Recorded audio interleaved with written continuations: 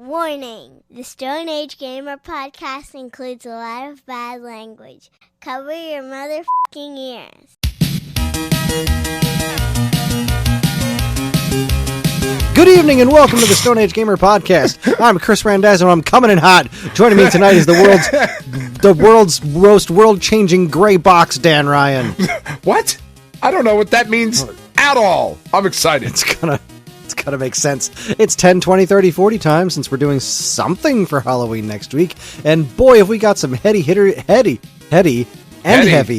to talk about tonight. How quickly did Sega fall off in 1995? Don't screw up your mind adventure because the Stone Age Gamer podcast starts now.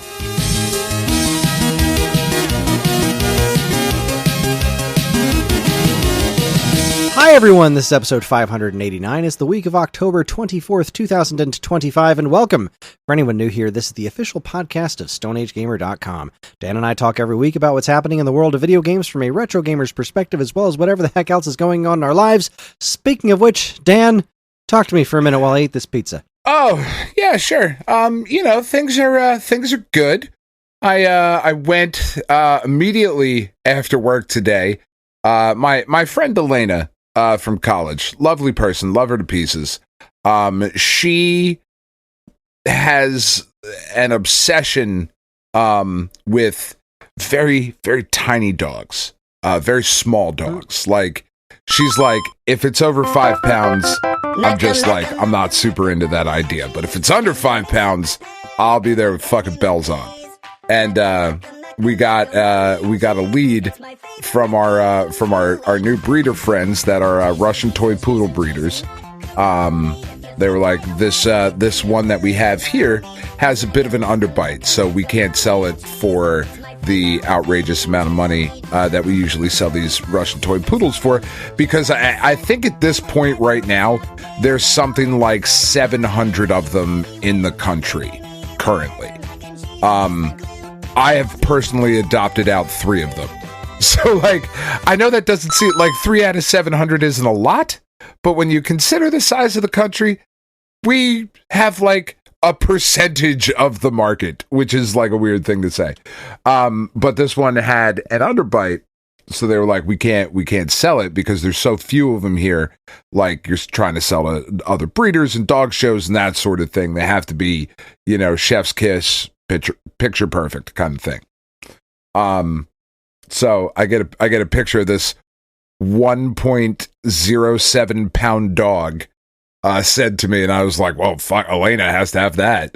So I sent her the picture, and she was like, I'm already at your house. What is fucking happening? So I went and picked up the little homie today, and he was so fun. He was at my house for about an hour before Elena got there, and he was chasing after the other dogs like he was a fucking big dog. I was like, dude, you're a pound. Literally, I've taken shits bigger than you. Like, literally. This is fucking nuts. I don't know if I've ever shit a full pound, by the way.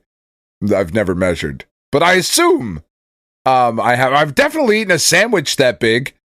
Like, you don't the weigh snakes. your own shit? No. Do you? Should I? You've got a bidet, but you don't have a toilet scale? What is this? Kind of fucking madhouse do you live in? Jesus Christ.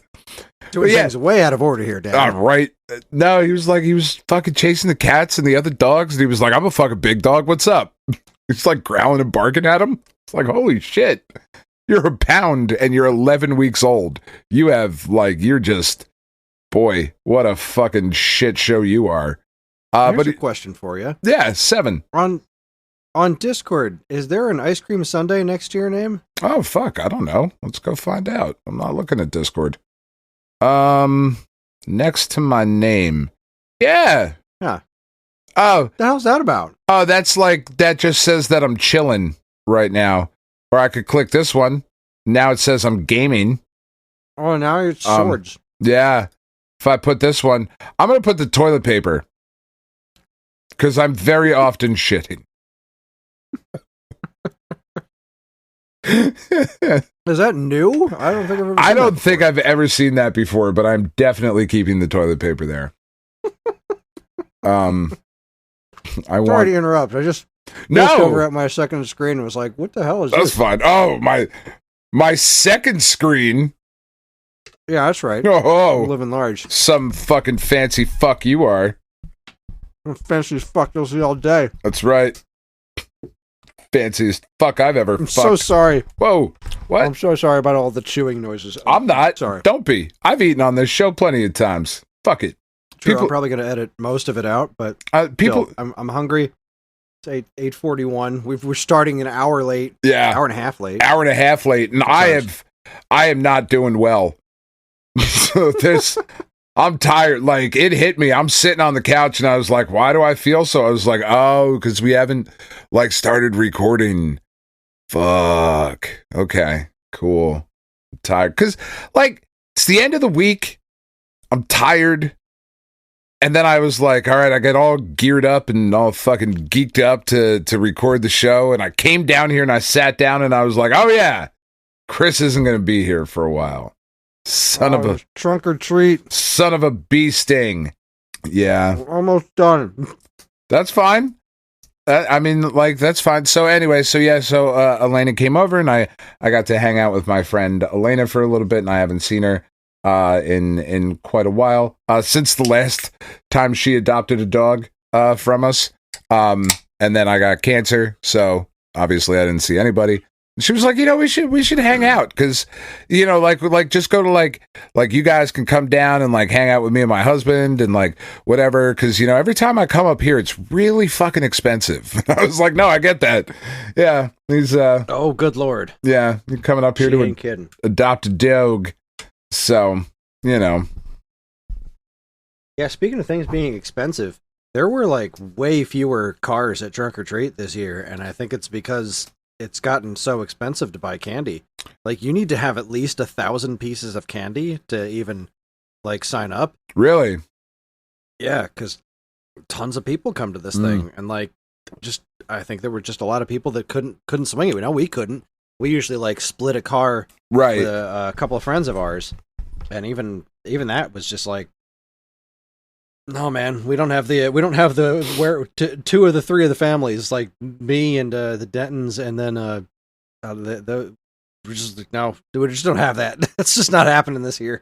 Sorry. Yeah, it seems like it happened to a lot. The big whatchamacallit, the big like neighborhood thing that they do in Haddonfield, where like they shut the fucking streets down and all that stuff.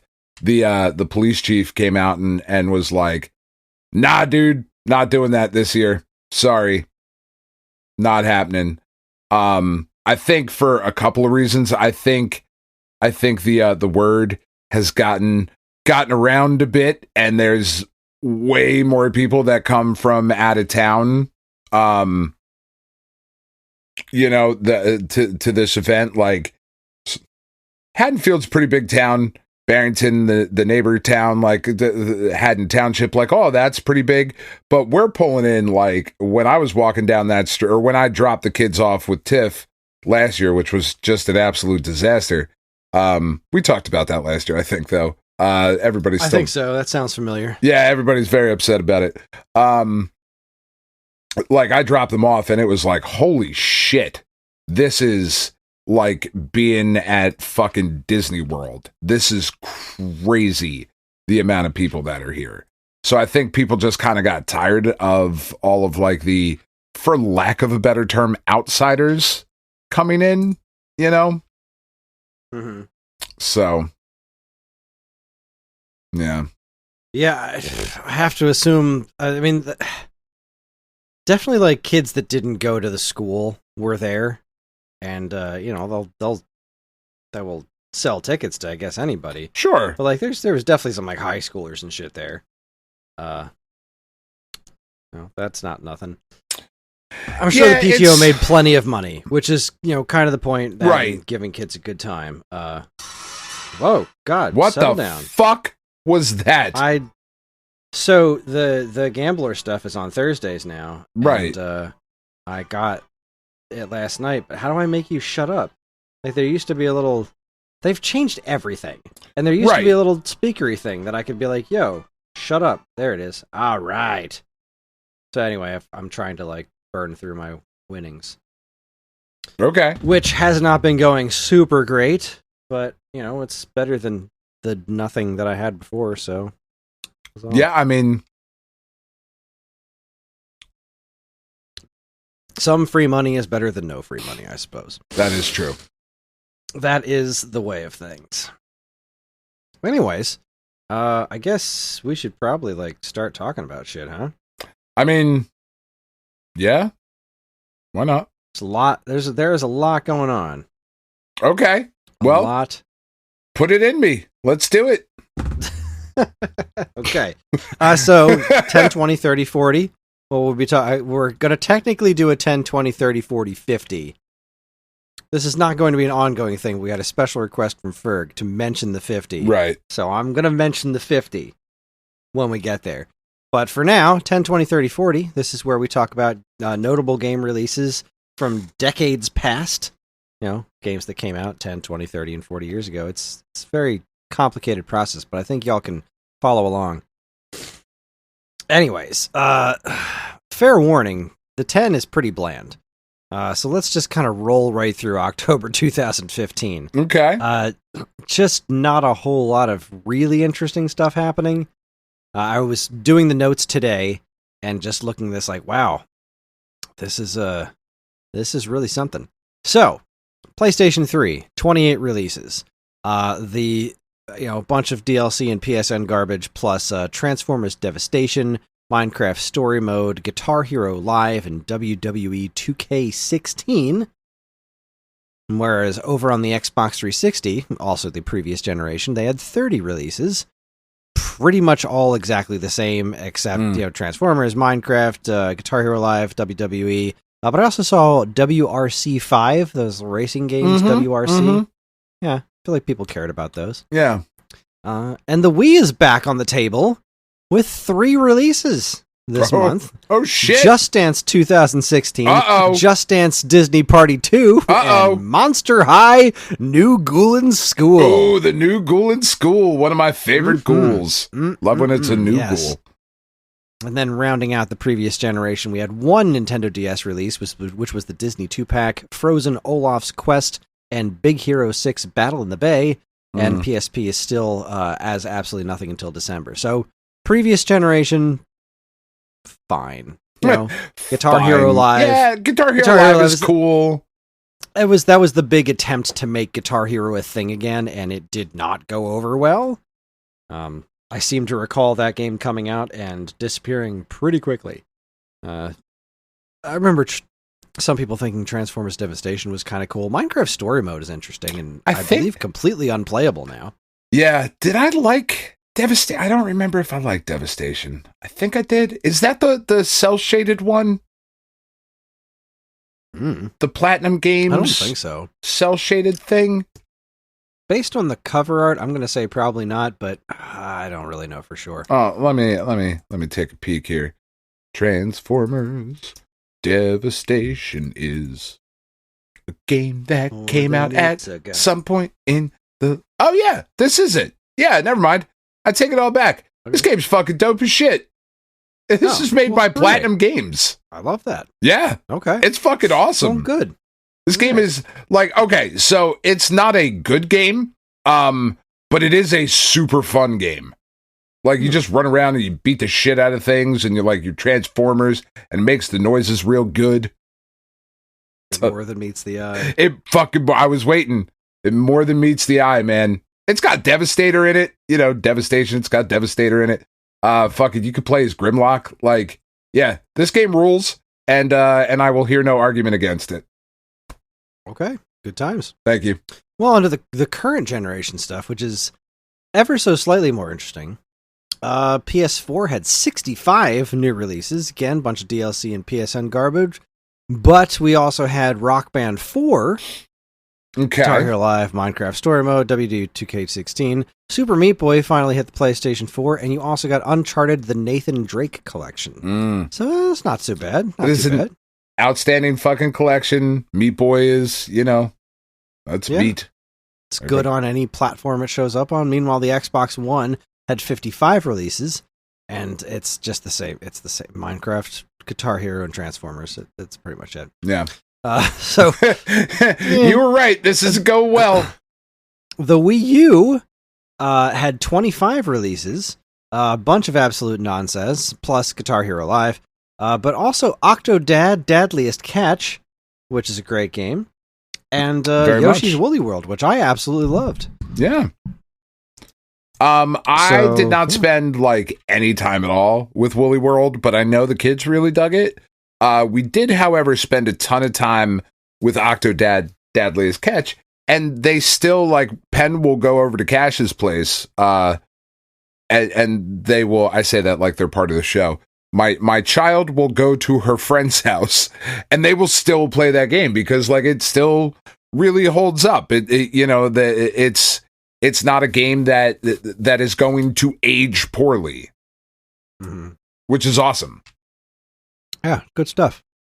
Shocking to me, the Ouya saw 4 releases this month. Son of a bitch. It's Nothing, Magic Rampage, Party Golf, and R-Type. I didn't know R-Type was on Ouya. I didn't either. I mean, I feel like they put R-Type on anything. I mean, clearly, if it landed on Ouya. You know? Is it on a toaster yet? It must be. You could probably play R-Type in Doom. On a pregnancy test. Yes. Yeah. The 3DS had 16 releases, a bunch of nonsense, but also The Legend of Zelda Triforce Heroes and Chibi Robo Ziplash. So people really like this Chibi Robo thing, right? All right. People really like the first Chibi Robo. Not a lot of them, but the people that do really like it, myself included, think it's really cool. Chibi Robo is just a very adorable character design. I'm a big fan of Chibi Robo, and I do rather like the Chibi Robo games. I thought... So Ziplash is pretty different from every other Chibi Robo game, because that one is a platformer. Okay. Whereas the other Chibi Robo games are kind of like these 3D things that are about like doing chores and stuff. They're very odd. Ziplash was definitely a straight up platformer, action-y kind of thing with Chibi Robo aspects. It was I liked the game, but it had this one thing about it that was devastatingly awful that really, really killed it for people. So you can't really choose where you're going to go next, which is absolutely ridiculous. So you finish a stage, and then you have like, okay, well, I found the things in this stage. Now I've got to go to another stage. But the stages are all chosen like you get a little roulette wheel or something at the end of them. It's all done by chance. So you could have beaten every level in the game except for one and just consistently not luck into going to that last level you need and just keep replaying levels that you've already played over again because you just can't choose what level you're going to go to. It just grinds everything to a halt. I remember on my one playthrough of it, I was having a decent amount of fun during the games themselves, like the actual regular levels. And then I needed 2 more stages, and I just kept having to replay these other stages over and over again because I just wouldn't land on those other stages. It was pretty terrible. It was a really unforgivably bad design choice there. That's really weird. It's quite tragic. Yeah, that's really weird. Yeah, not a fan. Then Triforce Heroes. Triforce Heroes is also pretty solid. It's like Four Swords in that it's a multiplayer Zelda game. It's it's good. I never finished it myself because it wasn't super fun to play by myself, and I didn't really have anybody else to play it with because I didn't know anybody else who had it because it's a very niche Zelda game. The stakes are incredibly low as far as story is concerned. It's about fashion, and it's got a weird art direction. It's neat. It's a neat game, and I like it. And I kind of like the fact that it's kind of low stakes. It's just, not everything needs to be about the end of the world. Sometimes things fun can just be fun. That's right, Stephen Moffat. Are you listening? Sorry. No, he's not. 2 out of 16 ain't bad. And then the PS Vita got 10 releases. Super Meat Boy, Farming Simulator 16, and then a bunch of DLC and Japan games and stuff. I don't know.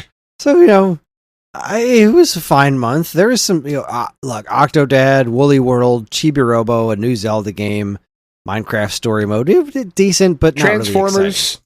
It's good. Yeah, Transformers. It's good. It's good. It's not blowing my skirt up though. As a birthday celebration month, it leaves me wanting. Yes, leaves a lot to be desired, but there is some fun stuff ahead. Because now we're jumping back into the 20 years hence. Sure, I think that's how that sentence works. We're going to go to October 2005. The PlayStation 2, once again, hitting us with just... We didn't know how good we had it. We didn't. PlayStation 2 had 56 releases in October 2005. Again, this is before DLC. Right? This is all physical releases. Nuts. Just physical releases. Now, these are just the highlights, mind you. As I read the highlights, listen to this goodness. Ratchet Deadlocked, Soul Calibur 3, Resident Evil 4, Taito Legends, The Sims 2, Battlefield 2, MLB 2K5, Jack X Combat Racing, Tony Hawk's American Wasteland, Shadow of the Colossus, Dragon Ball Z Budokai Tenkaichi, The Warriors, SSX on Tour, SOCOM 3, Nightmare Before Christmas, and FIFA 06. Damn. There's a little something for everybody there. Yeah. I mean, like, these weren't all games that were like, oh, I love every one of these games. But these were all big deals to the markets that they went towards, right? The PlayStation 2 port of Resident Evil 4. Huge deal that showed up on PS2. It's still better on GameCube, but whatever. Sure. It's still a great game on PlayStation 2. Soul Calibur 3. You got a new Ratchet and Clank game in Ratchet Deadlocked. You've got Ratchet and Jack, right? Jack Racing. Yeah. You've got your sports stuff with MLB and FIFA. You've got your extreme sports with SSX and Tony Hawk. You've got artsy stuff like Shadow of the Colossus. You've got anime stuff and Budokai Tenkaichi. You've got fan service like Nightmare Before Christmas. You've got SOCOM 3 and Battlefield 2. This is it's absolutely stacked. It's a crazy month. That Nightmare Before Christmas game is legit. Like, that game's really fun. It's pretty much like, I feel like it was like Devil May Cry, but Nightmare Before Christmas. Yes. Yeah. Like, it was pretty solid. I remember playing through a bunch of it in my store at the time. That was good stuff. I really, really enjoyed that game. I don't know actually, no, I do know whatever happened to my copy of it. I believe it is with She Who Will Not Be Named. Oh. Yeah. Yeah, I wish I still had it. This is a dope-ass game. That's tragic. Well, continuing on, after that, the other systems did pretty okay as well. Xbox had 43 releases, largely similar, right? Because PlayStation 2 and Xbox had a lot of similar things. You still had Night Before Christmas, Battlefield 2, MLB 2K5, Tony Hawk, The Warriors, SSX on Tour, Sims 2. But Xbox also had Worms 4, Doom 3 Resurrection of Evil, Crash Tag Team Racing, Fable The Lost Chapters, Stubbs the Zombie, the GTA trilogy, which I believe this was the first time the GTA games showed up on Xbox, was like in the trilogy. I want to say that's the case, but I can't remember for sure. I think so. Serious Sam 2 and Call of Duty 2. Yeah, that's pretty nuts. Sorry, Call of Duty 2, Big Red 1. Your mom's a big red one. Oh! No, bazinga. Damn, got him. Hardcore. So it's pretty solid Xbox month there. It is. I love Stubbs the Zombie. It is not very good, but man, do I fucking love that game. It's neat. Yeah, I love the soundtrack is impeccable. It is one of the few video game soundtracks that not few. I have like 10. I feel like that's actually a lot. It's one of the video game soundtracks that I own. It was the Ben Gibbard of Death Cab for Cutie. He does a solo cover of Earth Angel. That was the song that Tiff and I danced to at our wedding.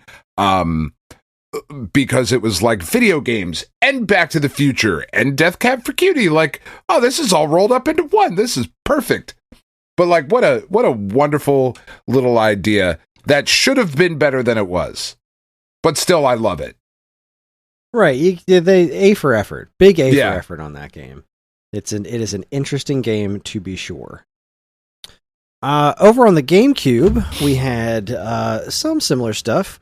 We had Lego Star Wars show up on the GameCube. We had The Sims 2, Crash Tag Team Racing, Tony Hawk's American Wasteland, SSX on Tour, FIFA 06, plus Nintendo exclusives Fire Emblem Path of Radiance, Pokemon XD Gale of Darkness, and Dance Dance Revolution Mario Mix. So much Dance Dance. Mm-hmm. I love DDR Mario Mix. It's fun. Love that game. Yeah. It's so dumb. It's so dumb with so much what's it? Oh, would you shut up, you stupid thing? It's got all this public domain music in it, which is super funny. Waluigi's sick dance moves. It's amazing. That game's a mess. Pokemon XD Gale of Darkness, I think, was a pretty big deal. I know Fire Emblem Path of Radiance is a big deal. That game's worth like a fortune now, I think. Yeah. So not so bad. But then we got the Game Boy Advance. Game Boy Advance is also kicking us with 44 releases. Game Boy Advance saw Gunstar Superheroes, which is great. Sims 2, Tony Hawk's American Skateland. Different title on that game, that system for some reason. Mm-hmm. Nightmare Before Christmas, Pac-Man World 2, Mega Man 04, and then just a whole ton of shovelware and GBA video. Oh, man. Still love the GBA video. Mm-hmm. So good. Yeah. So good. But this continues to be good, though. There's still more good stuff on the way, because the Nintendo DS... Now the Nintendo DS is getting its feet underneath it by this point, right? It's been out for a couple of months. We got 16 new releases for DS. We got Metroid Prime Pinball. Okay. The Sims 2. Digging Strike. Marvel Nemesis. Nemesis. Listen to these last three. Same month. Phoenix Wright Ace Attorney. Trauma Center Under the Knife. And Castlevania Dawn of Sorrow. Fuck. Well, there's your winner for the entire segment. Dawn of Sorrow is so fucking good. Dawn of Sorrow is outstanding. Trauma Center, Phoenix Wright. Well, holy shit. Like, I know that's small potatoes compared to the sheer quantity of releases. And like PS2 had an amazing month, right? That was a ton of awesome stuff. Yeah. However, Resident Evil 4 was already on GameCube. Yep. Ratchet Deadlocked is not the best Ratchet game. Jack X is not the best Jack game. Shadow of the Colossus was an amazing game that played not so great on the PlayStation that 2. Needed two more systems before it was generations fully playable. Before it could run properly. Yeah. But over on the DS, because you're not just getting like Phoenix Wright, Trauma Center, and Castlevania. They're all great, but they're also really good examples of how to take advantage of the DS. Yes. And I would also argue as well, Digging Strike, and Metroid Prime Pinball are excellent examples of just really utilizing the hardware. Phoenix Wright was a Game Boy Advance game, but using the touchscreen for the basic point-and-click nature of that game was phenomenal. Yeah, it made a lot of sense to port it over. Of course. Trauma Center, using the stylus for surgery, abso-freaking-lutely. So fun. Digging Strike was brilliant because it was like the top screen is Dig Dug 2, the bottom screen is Dig Dug 1. It was a really, really intelligent merging of those two games. Metroid Prime Pinball is just a fantastically fun pinball game, and the vertical layout of those two screens worked brilliantly.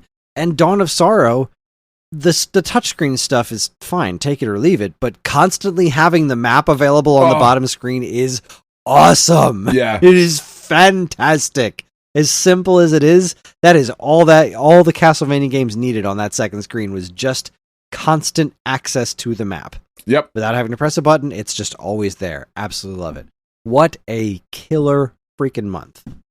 Yeah, pretty fucking insane.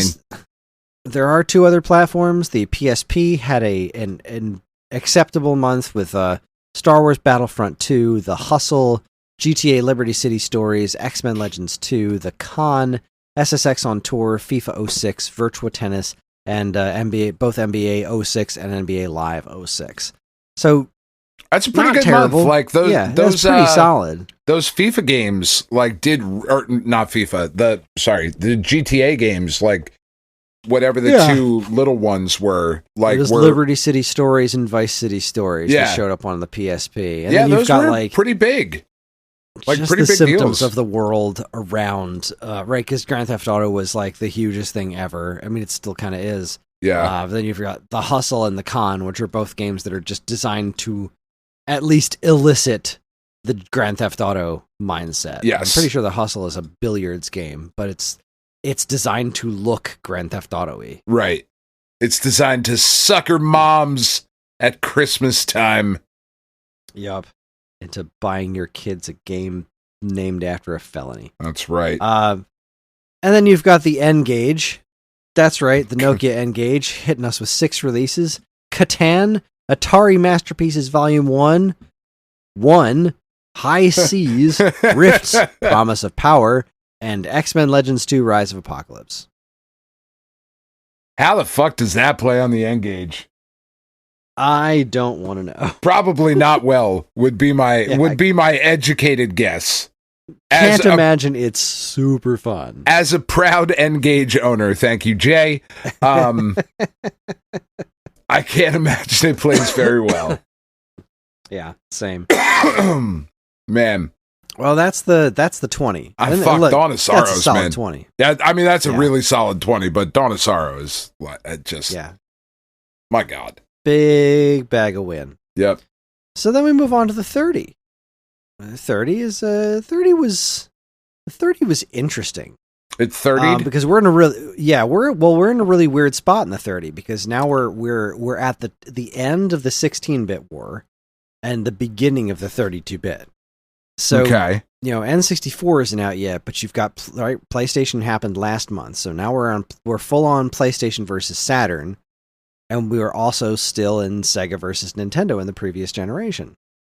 So at least we kind of should be, because the Super Nintendo is definitely still coming with some pretty big titles, and Sega really did not do anything of interest this month. Sega Super really Nintendo just shit the bed.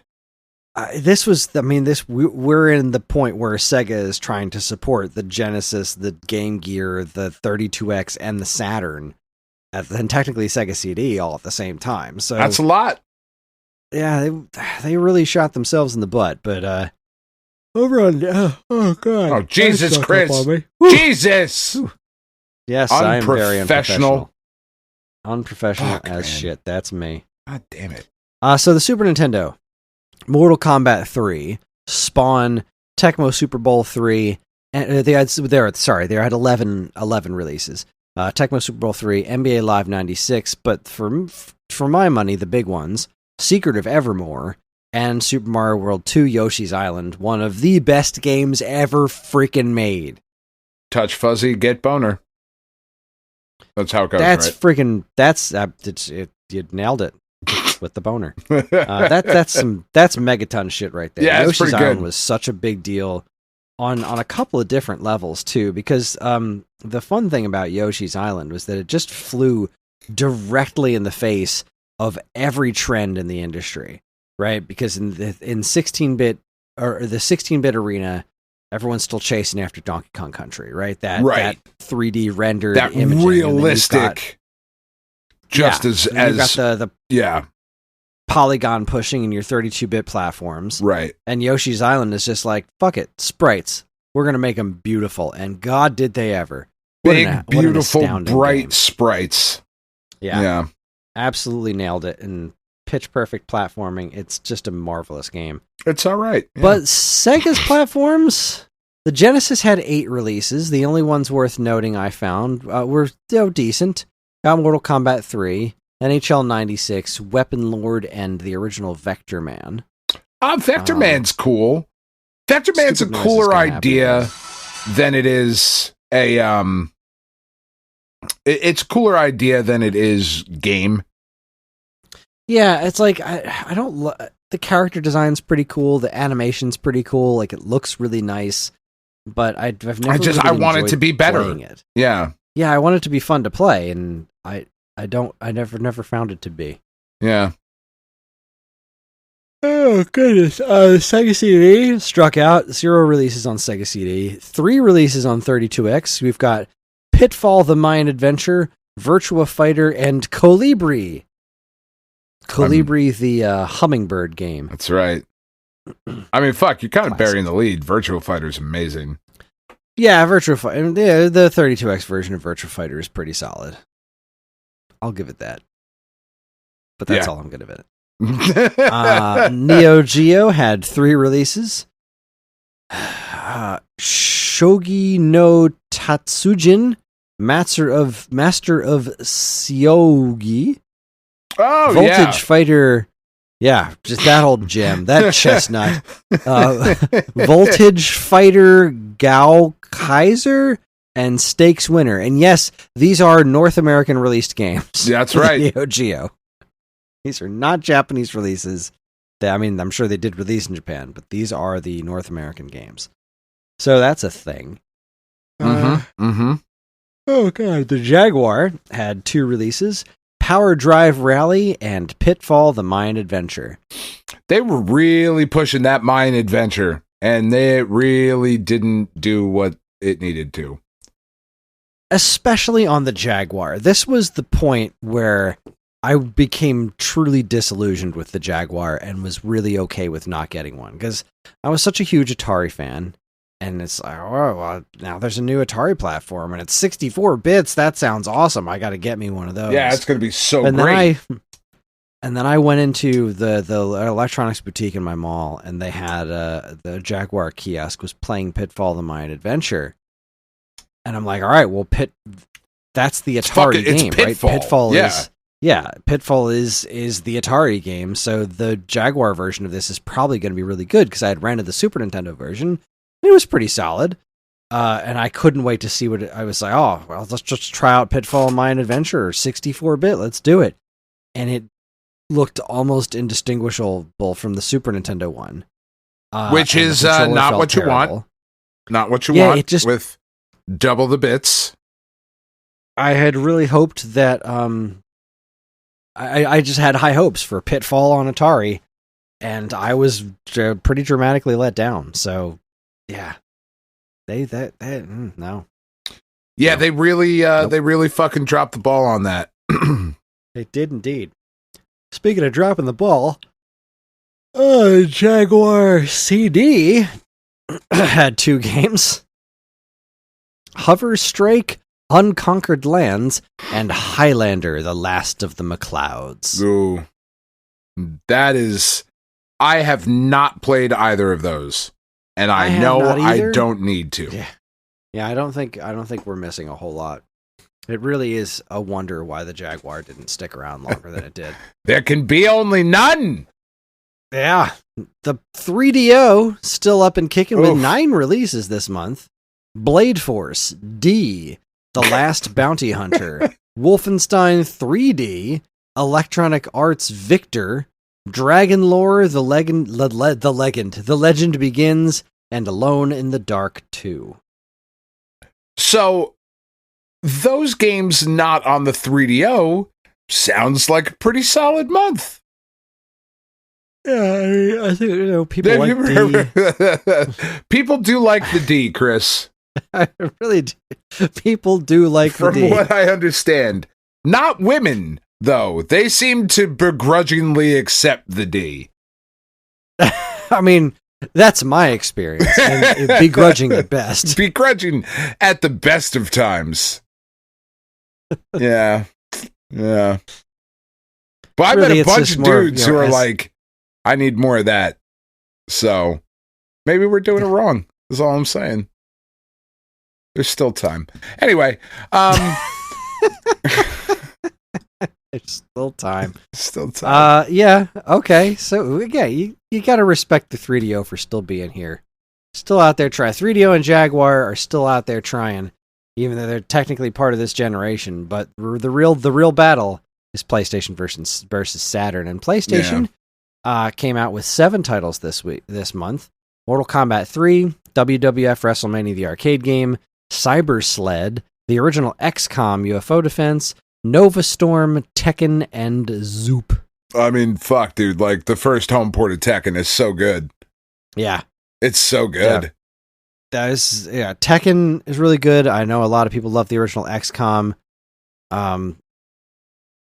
That's not a terrible month for PlayStation. No, I mean, not like blowing the doors off, but not bad. But Tekken, Liam Neeson's in Tekken is so good. Legitimate great. Yeah. Legitimately great. And the Saturn had 4 releases this month: Dark Legend, Off-World Interceptor Extreme, SimCity 2000, and their answer to Tekken, Virtua Fighter Remix. Which was also really fucking good. It was really good. It's really good. And people really like SimCity 2000, right? They do. I don't think the Saturn version in particular is what folks like to go after, but, SimCity 2000 was good stuff. It introduced plumbing. Plumbing wasn't in the original SimCity. Man, who doesn't want to fucking digitally plumb? I liked it. Oh, God. All right, Virtual Boy. Yeah, that's right, Virtual Boy, baby. We got 2 Virtual Boy games, Jack Brothers and Mario Clash. See, I don't want to jack any brothers, is kind of where I'm at. Look, it's all about the D, all right? I know, I am aware, but then I had to, watch part of that fucking White Lotus show, and that's, a pretty strong plot point in one of the seasons, and I was like, all right, I mean, I'm kind of out. So, yeah. If you haven't seen White Lotus, but, somebody at work is like, you should really watch White Lotus. You should really rethink your friendships, is all I'm saying. Yeah. Fair enough. Look, Jack Brothers is a pretty great game, and I also love Mario Clash. No, I've always been a staunch Virtual Boy defender. I know it's got its flaws, but I think there's some pretty good games on it, and we're looking at a couple of them. Just put the games on the Wii U or on the Wii U. Jesus Christ. Put them on the fucking the Switch app, whatever you're gonna call it. Don't charge anybody. You don't have to do all of this. Just make the fucking games playable in black and white, or green and black would be fine. Something anything other than what you've done. I mean, look, I'll play them in red, but also I just want them on the TV. I don't want to put my face into a thing anymore. I do. I don't need to be Jack and Bros with my face in the D, all right? That cost me $100, baby. I gotta spend $100 to Jack Bros in with my face in the D. It's usually the other way around. They're usually paying you. The bros are jacking you. That's right. In communist Russia, bros jack you. Bros jack you. That's right. A fucking Yakov Smirnoff reference. That's where we're at, Kris. I don't know if you can tell by all the yawning, but I'm tired. Oh, boy. All right, Game Boy, 5 releases. Aladdin, Arcade Classics number 4, Defender and Joust. Madden, 96. NFL Quarterback Club, 96. And Shaq Fu, 96. Oh, boy. I'm just kidding. There was no 96. I know. There was no 97. But, do you remember when video games came out and it was like, ooh, there's 2 games on this collection. It was like, oh, son of a bitch. And now there's includes 78 million titles. And you're like, I don't know if that's enough. You could have fit more on there. That's value proposition's pretty low on that one. It's pretty low. I don't know, guys. This only has most of the Bubsy games. Seriously. Skip over Super Bubsy, the all-time classic. The all-time classic enhanced version of the original Bubsy. Enhanced. CD quality sound. That's right. Emphasis on the word quality. Quality. Sharpening those claws, baby. Damn right. And finally, we have the Game Gear with 4 releases. Frank Thomas Big Hurt Baseball, Phantom 2040, NFL Quarterback Club 96, and Mega Man. Mega Man. Mega Man on Game Gear is not spectacular. No. Not as bad as Mega Man on DOS, though. So, like, that's a win. Oh, God, no. Not even close. No, that's a win. The Game Gear one has that problem of everything being zoomed in too tight. Yeah. So you can't really see where you're going, which is kind of important in a lot of video games, I would say. In most video games, other than, like, Zork. True. Because you just can't see. It's all words. Yeah. You have to imagine it with your mind's eye. Or whatever. Anyways, so that was a pretty solid 30, right? It is. Not so bad. The 20 and the 30 are great. And then we got the 40. The 40 has not been great. No. And this month would be a similar situation if not for one major thing that happened. One major? What's the major? We've got nothing interesting in the arcades or on PC. The Atari 2600 still doesn't have anything until July 86. There were 2 Intellivision games released, Thunder Castle and World Championship Baseball. Your mom's a Thunder Castle. 5200's got nothing else this year. No Game & Watches. No ColecoVision games. Possibly until 1989. But October 1985 was the limited NES launch in North America. That's fair. That is the life-changing gray box. That is a life-changing gray box. You're not wrong. Yeah, this changed everything. The NES was obviously huge. Thought it was an old naked lady. This was the test launch, so there actually aren't going to be any more NES games in the 10, 20, 30, 40 until June. Oof. Hate that. Yeah, that kind of sucks. But like this was like, all right, this came out in September 85 and like FAO Schwartz in New York. And I think June 86 was when you got the proper like big old rollout. But for now, we're talking 17 releases. Super Mario Brothers, 10-Yard Fight, Baseball, Clue Clue Land, Duck Hunt, Excite Bike, Golf, Gyromite, Hogan's Alley, Ice Climber, Kung Fu, Pinball, Soccer, Stack Up, Tennis, Wild Gunman, and Wrecking Crew. It's the best launch lineup of all time. It's pretty solid. There's definitely a lot of good stuff on there. Some interesting stuff like Clue Clue Land. That's definitely Clue Clue Land, Ice Climber. They're more interesting than they are good. From Irem's Kung Fu, Nintendo did an amazing job porting that, even though Irem didn't really tell them they could. Pinball is an all-time classic. Stack Up is a pile of garbage because it was designed just to sell Rob, which was designed to sneak the NES into people's house with Super Mario Brothers. Yeah. Wrecking Crew. Oh, love Wrecking Crew. Love Super Mario Brothers. Obviously, one of the most important games ever released. There's just a ton of good stuff on here. Yeah, really, 10-Yard Fight was good. Yeah. Like Excite Bike. Like, fuck, man. Oh my god, Excite Bike. Yeah. That's so good. That's such a killer fucking launch lineup. Yeah. And we didn't fucking know any better. We were just like, oh, the fuck is all of this? All of this is great. This is great. Amazing. I'm in. Yeah. I'm in there like swimwear. And for the 50, where is Ferg's message? I want to make sure I get this right. That's pets. That's not going to get me what I need. It's not what you need. That's pets. That's nudes. Do you have access to the nudes channel yet? Are you there? No. Are you a high enough Patreon? No. Sorry. No nudes for me. You're missing out on some good stuff. Not the ones I have to pay for. Oh, boy. Hey. Where is we're all very giving. About the 50. Something about Pong, and I want to make sure I get it right. Let me look up 50. Ferg says, 50. Also, please throw me a bone by mentioning that the home Pong console came out 50 years ago, if you haven't recorded yet. Thank you kindly. You're welcome, Ferg. And consider it mentioned. Consider us done with the 10, 20, 30, 40. I don't have anything else to say. Do you have anything else to add? Nothing other than that home Pong is still fucking great. It still holds up. Hard agree. Still fun. Like 50 years later. Gotta love it. That's right. All right, we're going to take ourselves a quick break, and when we come back, if we're conscious, we're going to do Week Old News. Yeah, sure. Week Old News. Love it. You're listening to the Stone Age Gamer podcast from geekade.com. Stick around.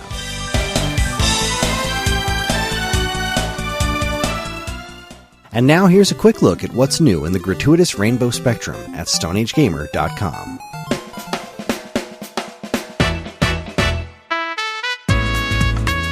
Good heavens, are you truly weary of the endless noisy cacophony of modern video games? Do you yearn for an evening of entertainment that requires a bit more cerebral fortitude? Well, this month, the Super Series Retro Review takes on the granddaddy of text adventures, Zork. This venerable 1977 title is entirely devoid of those tiresome polygonal graphics. 'Tis a game that ages like a book, indeed. It is a splendid affair, where your imagination is the true visual engine. Don't be a dullard! One simply must read the full reckoning and see why this Infocom masterpiece has earned its Hall of Fame reputation. Do give it a look on the blog today. Fucking well done. No notes. Okay. My turn. Yo. Check the mic. 1, 2. We back in the studio dropping knowledge on the real OGs. Ain't no cap, fam. It's the latest PlayStation report. We talk about all the IPs that got the clout. Ones that is looking a little chopped. Jak and Daxter, PS2 mascots, they was fire. Their health rating is whack though. Sony, why you sleeping on this franchise? Jet Moto, that hover bike racer that was pure heat back in the day. Is it time for a glow up? Yo, you gotta peep this report though. It's got the facts, the history, and the ratings. Don't be a buster and miss out on this deep dive. Click the blog, find the PlayStation report, jumps, journeys, and jet motos, and keep it Hondo P.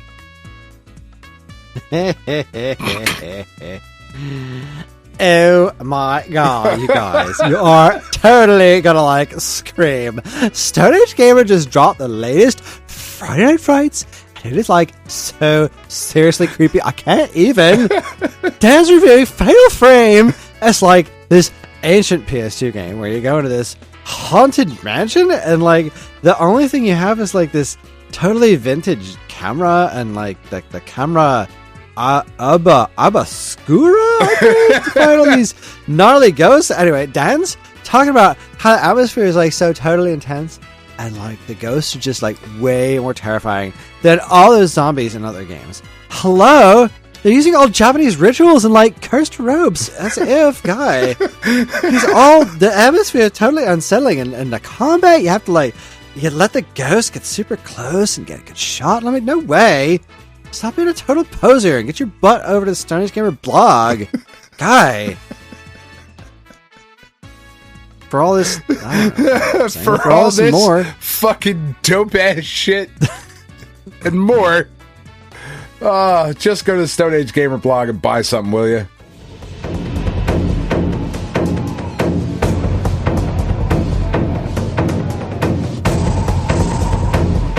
All right, everybody, we are back.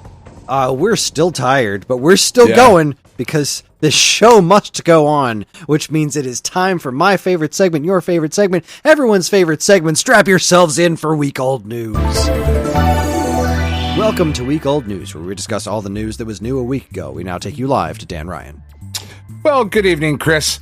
First up, good evening. Welcome to the Stone Age Gamer Podcast.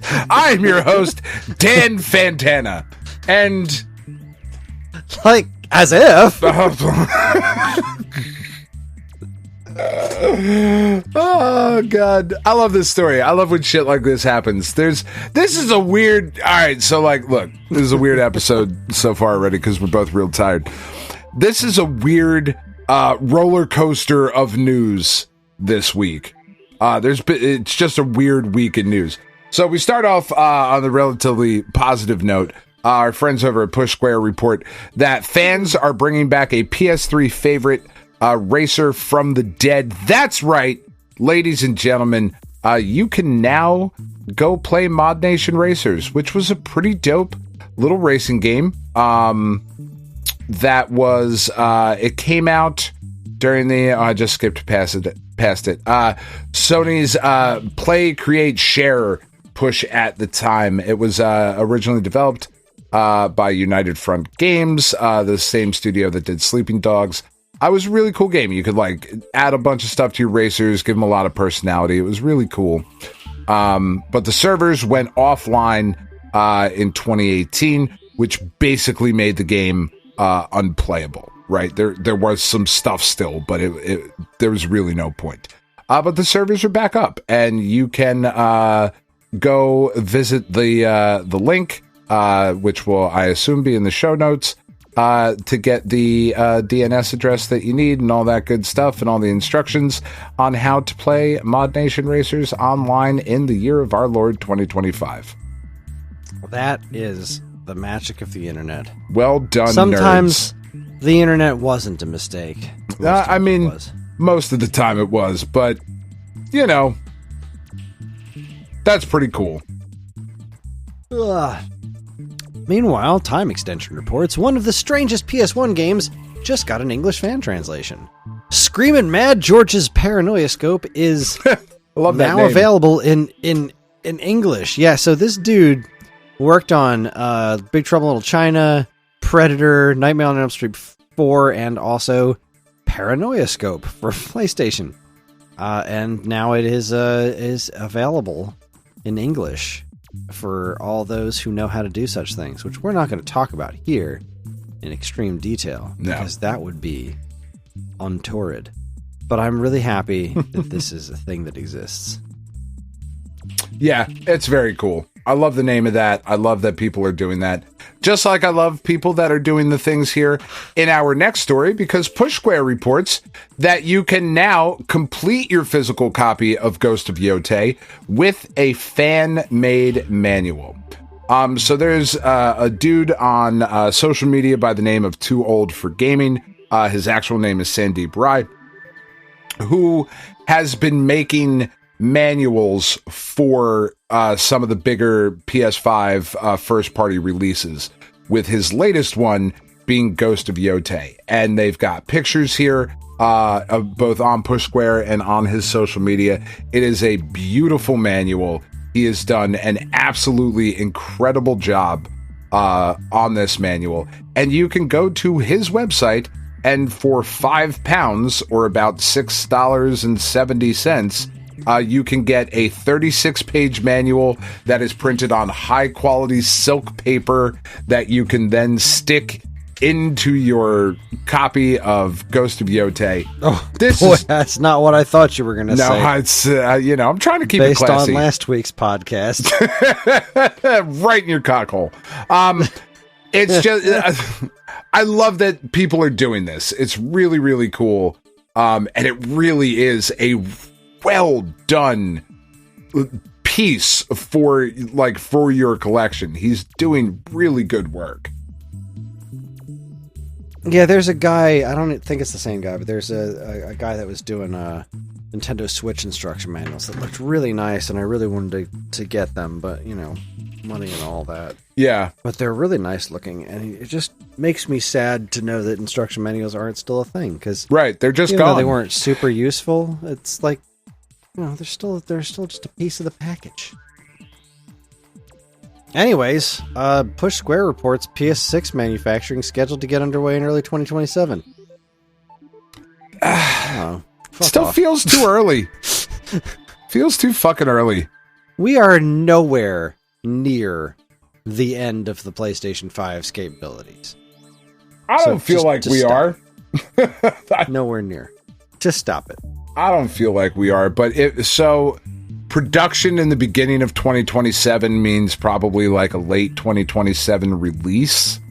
If that's if things continue to go the way they're. What I don't understand though is just, I know America's not everywhere, but nobody is doing well anywhere.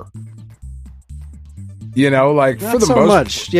the most part, it's not like we are the only country that's like, man, everything fucking sucks and my dick is on fire. Like, everybody's just kind of everybody's kind of in that same like dick on fire kind of spot right now, and it's just. But the PlayStation, everything's getting more expensive. What are you going to make new hardware for? It's going to be even more expensive than that. I don't even understand the notion of even considering this right now. There's so much still to be done. It doesn't make a ton of sense. Seems counterintuitive. I'm not thrilled about it because I know there are some things that are like the next generation stuff, right? That fuck, what is it called? I don't remember right now. It doesn't really matter. There are some things that are like a generational leap in technology that are available and like things to be excited about in the next generation of systems. But they're not necessarily things that you're going to like turn on the PS6 and be like, holy shit, look at that. And that's going to make it a hard sell, I think. What do I know? Anyway, so have you watched Peacemaker Season 2 yet? Oh, yeah. Okay. All right. So this isn't spoilers for you.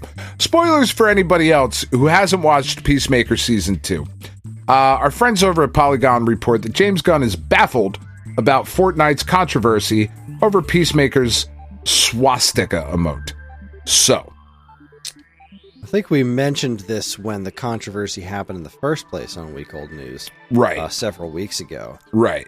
So, Fortnite put in some of the dance moves from the opening dance sequence of Season 2 of Peacemaker, and in one of the episodes, it turns out that the universe that Peacemaker went into apparently is the same universe where they were manufacturing the flags for some of the current workers for the Republican administration. Is that too on the nose? Does that have to be taken out? Just wondering. I feel like the Peacemaker flags were a little more subtle than what I really feel like they were. Jesus Christ. How'd you miss the big Hitler mural? I don't know. That was so funny. It was so good. So take that out if you want to or whatever. There's American things going on. It's crazy. But in the one episode of Peacemaker, Peacemaker realizes that the world that he has traveled into, that he says is the best universe ever, is one in which the Nazis have won World War II, and everybody there's a fucking Nazi, right? And some of the dance moves... Weirdly, not everybody. Well, yeah, weirdly not everybody, but, some of the dance moves in the opening sequence are evocative of a swastika. And what I found interesting about this was when you read the article, James Gunn claims, and I don't know how much I buy this, right? James Gunn claims that the choreographer had not read any of the scripts before choreographing the opening dance routine. And while I might buy that she didn't read the scripts, she had to know what was going on. If you've watched the opening dance number, I can't imagine somebody, a professional at their job, being like, well, why the fuck is Harcourt in here twice? Like, that is a question that they would probably ask. So right, but even if they did, I don't know that they would probably just say like, it's an alternate dimension stuff, not like it's Nazi stuff. I mean, but he definitely makes a fucking swastika. Like, he definitely does. Like, sure. Like, yes, so, like, he does, but it's also like... Yes, he does, but also the way the dance... The way, like, between Season 1 and Season 2, the way the dance works, I could also see that it would be just totally innocent, as in, like, alright, well, this is just let's have him flap his arms, because that's fucking funny, right? I mean, what a the dances shocking are coincidence. Ridiculous. Yeah, they definitely it would are. Be a shocking it would be a shocking coincidence, but also, like, that whole thing with him putting his arms out, like, yeah, there aren't a whole lot of options for where you can go with that. So, no. I mean... But, like, when the major I plot think point... I think it's intentional. I think it is, too. I would also buy it not being intentional. That's all I'm saying. Yeah. I just find this, like... I do find it a little bit disingenuous for James Gunn, who I like quite a bit, to be like, I don't understand. Like, really? You don't get why this might be a problem currently? Okay. All right, James. Pretty sure you do. Pretty sure you do. Also, watch Peacemaker Season 2 if you have not. It was fucking great. Yes, it was outstanding. The weirdest thing is, no matter how hard he tries, I always see The Rock. Even in Moana, where he's not actually in it, it's just his voice, I still see The Rock, because they make him do the fucking eyebrow every time in every movie he's in. Like, I always see The Rock. And every time I watch an episode of Peacemaker, I completely forget that it is John Cena. Yeah, he's very much that character. It's so good. It's so good. And he's so good. John Cena is a better actor than The Rock. Without question. Anyways, moving right along, GameSpot reports... Oh boy, this story made me so mad. GameStop reports AI can help save the, quote, broken, beaten, battered games industry, says Dev. This is the most tone-deaf bullshit I've ever heard in my fucking life. Yeah. Oh my god. Glenn Schofield, a video game industry veteran known for co-creating the Dead Space series and working on multiple Call of Duty games, has said that the gaming industry is facing major challenges and that developers can look to artificial intelligence technologies to help solve some of the issues. And then we all, like, rode the gumdrop rainbows back to Unicorn Town. Like, yeah, the games industry should embrace AI, not fear it. AI isn't here to replace us, he said. It's here to make us faster, better, and more efficient. And AI is for all of us. It really is. It's not just for directors and artists. It's for writers and marketing executives. Fuck all the way off. And when you're done fucking off, you find the fuck off fence, climb the fuck off fence, make it to the other side where you can't fuck off anymore, and then find a new way to fuck off forever. Because, no, AI is here to replace us. Yeah. No one is hiding that fact. No. It is literally being made to replace creativity.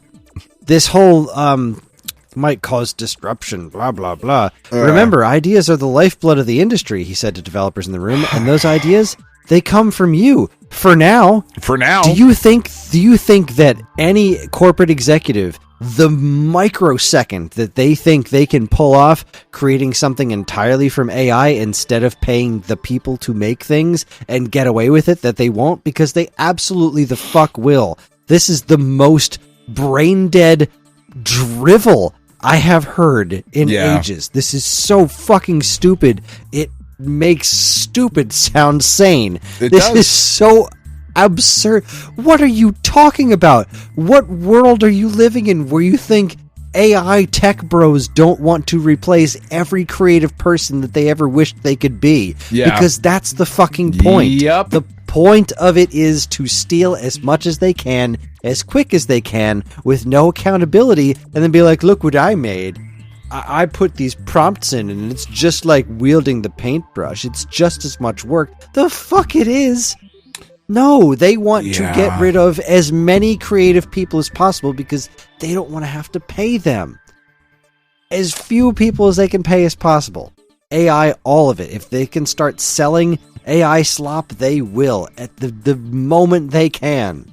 That is exactly what it is there for, you fucking clown. Like, we're at the point now where I was thinking about adding this story. Then I saw your AI story. I was like, I won't. But yeah, we'll talk about it. So reports came out today that Triple H, Paul Levesque, in charge of, because boy, am I done with WWE. Like, I was already done with WWE, and like, they're having WrestleMania in Saudi and like all of that stuff. Like, all right, man, you guys are fucking fine, whatever. I really did like watching the Royal Rumble, but I guess I'm done. But the reporting came out today that Paul Levesque hired this dude. His name is, this is just the best. Cyrus Kawsari. Cyrus Kawsari, which sounds like a villain name, right? Sounds like the name of a villain in like a bad movie. He was brought on in September. He is WWE's new senior director of creative strategy. He used to work at a couple different like MMA places or whatever. And as he was introduced to the creative staff, he was introduced as the person that would lead WWE's transition into AI-based storytelling and integrate AI into creative services like video and graphics. This is going to be happening as Triple H takes on more roles within the current administration, like his involvement with the President's Council on Sports Fitness and Nutrition. And like we're getting to the point where now we're seeing like fucking like wrestling needs AI to come up with storylines. Like, are we fucking serious? This is what we're doing. Like, what? We've just lost the fucking plot. We've just lost the plot. I hate it. Hate it all. Let's move on. I do. Let's move on to one of two Intellivision stories this week. Time extension reports. This fucking... What the fuck? Intellivision reports, we brought the rivalry to an end. Atari reveals the Intellivision Sprint. So, Atari purchased the Intellivision name and the IP associated with Intellivision, and now they have already announced hardware that will be coming out that will include 45 built-in Intellivision games, easily connect to a modern TV or monitor. It comes with 2 wireless controllers that have the classic Intellivision disc on them. There are overlays for every game. There's a USB-A port that can connect original Intellivision 2 or Intellivision and Intellivision 2 controllers with adapters. Can be used to play additional games. All of this is coming out very, very soon. For probably, a price I think people would be willing to pay. So Time Extension is a British site, so it's £120, which is, I think, converts to around like $130, $140, and it's shipping in December. And if you're an Intellivision kid who was really, really excited about the Amico, here you go. They did it. I know it's not new games. I get that. But like, you have a phone and a tablet. I'm sure you do. Hey, you know what? It's respect being put on the Intellivision brand, which I appreciate. I like that. And these things are for a niche audience, and Atari knows that for sure. But they've had a lot of success with their 2600 plus and 7800 plus lines, and I do find it a little odd that this isn't explicitly part of their plus line. But, right, the Intellivision Plus just makes sense. Yeah, but this is them trying something a little different, and we'll see. I think it's really cool. The wireless controllers are an interesting addition. It's neat. I wish I had the money to pick one up, because I wouldn't mind messing around with it for 5 minutes and then never touch it again. Never, because I'm just not a huge Intellivision fan. Touch it again. But it's an interesting thought. Yeah, I'm glad it exists. Hold on 1 second. I gotta go see if I can get this dog to come out into my office, because we've been having issues with Indiana. Hold on. Is it my turn? Yep. Okay, Avatar: The Last Airbender announces new fighting video game and animated series.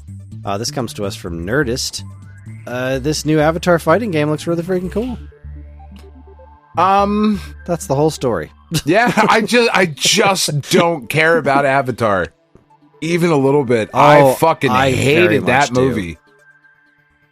Oh, God, no, wait, sorry. Oh. Avatar The Last Airbender. My bad. What I totally the forgot. No, heck? never mind. Yeah. Sweet That's Jesus. why I thought it was so weird. It was like, I just Yeah, don't give no. a shit. Yeah, The Last Airbender. The game looks really good. Loving this art direction. Very, very true to the shows. I'm very curious what other characters are going to be in it, because so far they've only shown Avatar characters and Korra. So we haven't gotten any other Korra characters yet. Let's see. Avatar Legends: The Fighting Game, which is a terrible name, but yeah, I guess it's not a great name. Does wear its name right on its sleeve. Sure. It will include Aang, Katara, Sokka, Zuko, Azula, Toph, and Korra. So, I mean, looking at the way the game works, I'm pretty stoked about what could potentially be here. Like, watching them all like come out and bust out, like, you know, Zuko comes out in a blue spirit mask and sure, or does a bunch of fire bending and stuff. Like, cool. So, like, let's get Bolin in there and doing some lava bending. And I'm very curious what other characters are going to be in there, especially from the Korra universe. And I'm also very curious about the new the new animated series and whatnot. I think the next Avatar is an Earthbender, I think, is from the picture that they showed. I honestly can't remember, but I'm really excited about this. Really excited about this. I don't know that I'm going to play a whole lot of it. I don't play a lot of fighting games on my own these days. Right. But I love the fact that this exists. It's very, very good looking. Time extension reports. Not interested in selling it to haters. And Intellivision Amico just sold on eBay for over $2,200. So apparently Pat the NES punk, who has not been a fan of Mr. Tallarico or the Amico this entire time, spotted that a complete, functional, with one battered controller and another non-functional prototype controller, recently sold on eBay for about $2,210.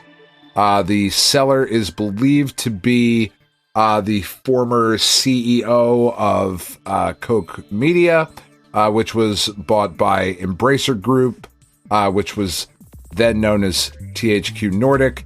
In February 2018, rebranded as Plaion in 2022. That company was supposed to be distributing the Amico in Europe, so that would make sense as to how he got his hands on this system. However, I am going to read the description to you because it is just a worldwide rarity, a functioning, genuine Intellivision Amico console with two controllers, the world's only EU Amico power supply, and the limited sealed game packs of Biplanes, Brain Duel, and Rigid Force Redux Enhanced. Each contains a working RFID card, triggers a website launch on a smartphone, a coin, and a 3D lenticular card. When the console is turned on, the Running Man button on the console lights up, and the standard Running Man, the classic Intellivision logo, appears on the screen, which can be connected using a standard HDMI cable. After about 20 seconds, the Running Man begins to walk, in quotes. So, like, what is he doing if he's walking, in quotes? Before the Amico logo is displayed in a spectacular animation, the iconic Amico voiceover plays. Because, you know, we all remember the iconic Amico voiceover. The dashboard from the system that nobody could play? The dashboard that appears where the Amico controller test, Farkle, and Rochambeau apps can be seen. When you whatever, fuck off. Like, just... The seller of the prototype insisted that this system would not be sold to haters and that they still love the Amico idea. Just what are we... Who fucking bought this? I mean, these were going to start showing up on eBay for insane collectors. Like, it was just going to happen eventually. The fact that it's not for haters, I think, is absolutely hysterical because the whole Tommy Tallarico haters nonsense. But like, so is there anyone I am a crazy left? Collector. I love hardware, but like, Jesus, never. Is there anyone left that thinks this thing is still coming out? I think there's got to be probably somewhere. Right. Probably not me. All right, fucking wild. Final story we got of the night is kind of a sad one. IGN reports Dead or Alive and Ninja Gaiden 2004 creator Tomonobu Itagaki dies aged 58. Fans react to final message. Quote, I am proud to say that I followed my beliefs and fought to the end. Yeah, this guy was a divisive personality. Yeah. I can't say that I was a huge fan of him and a lot of his work. I think the original Xbox Ninja Gaiden and Ninja Gaiden Black are just really phenomenal games, but they also have nothing to do with Ninja Gaiden, which was a very specific choice, which I think was a weird, very specific choice. Like, why are you making a Ninja Gaiden game and proudly proclaiming that you've never played a Ninja Gaiden game before? That's kind of weird to me. It is kind of weird. Whatever. It is kind of weird. He was definitely a dude that marched to the beat of his own drum and got way too high off of his own supply. Like, Dead or Alive was never as good as everybody claimed it was. It just had bouncy tits, boobs, which is fine. Boobs. But just like, be honest about it. Like, I respect the hell out of Dead or Alive Extreme Beach Volleyball. I legitimately respect the hell out of that game because that is just admitting what it is. And there's no shame in that. Like, stop being fucking weird about it, and people will stop also being weird about it. Like, if you want to fucking jack bros to Dead or Alive Beach Volleyball, then, like, go nuts, man. You're not fucking hurting anybody. It's fine. Don't be ashamed of your shit. It's cool. But, like, I actually gained a ton of respect for him at that point. And I also do respect the fact that he was like, fuck you, this is me. Like, I kind of love that. Like, you know, for better or for worse, you know, I'm not a huge, like you said, I'm not a huge fan of his work. Ninja Gaiden, the original one, was good. That, you know, they were good. It was fine. I didn't disagree. They were great. I liked him. I didn't love him. You know, I thought it was fine. I never really cared for the Dead or Alive games. I didn't play this, what was it, Devil's Third? Was that the Wii U thing? Oh, God, Devil's Third was a disaster, yeah. There was a Wii U game that sold like 14 copies or something.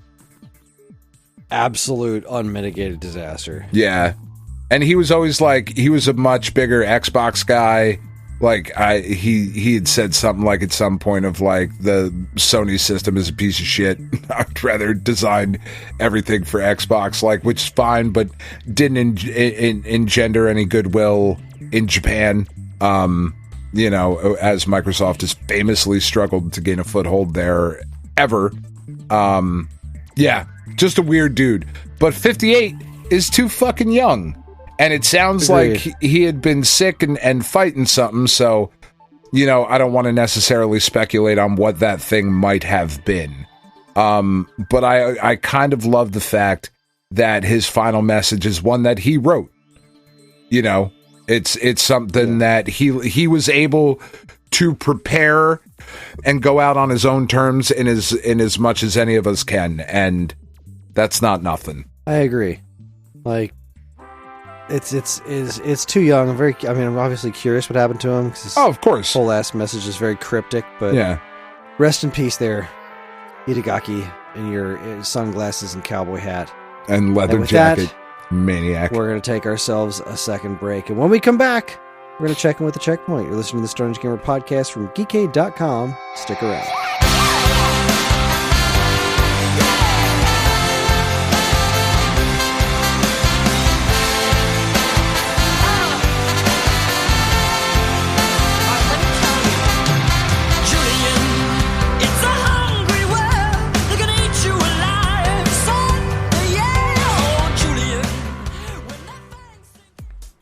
you enjoy the Stone Age Gamer podcast and other shows on the Geekade Podcast Network? Do you wish you could listen to them sooner than the regular unwashed masses?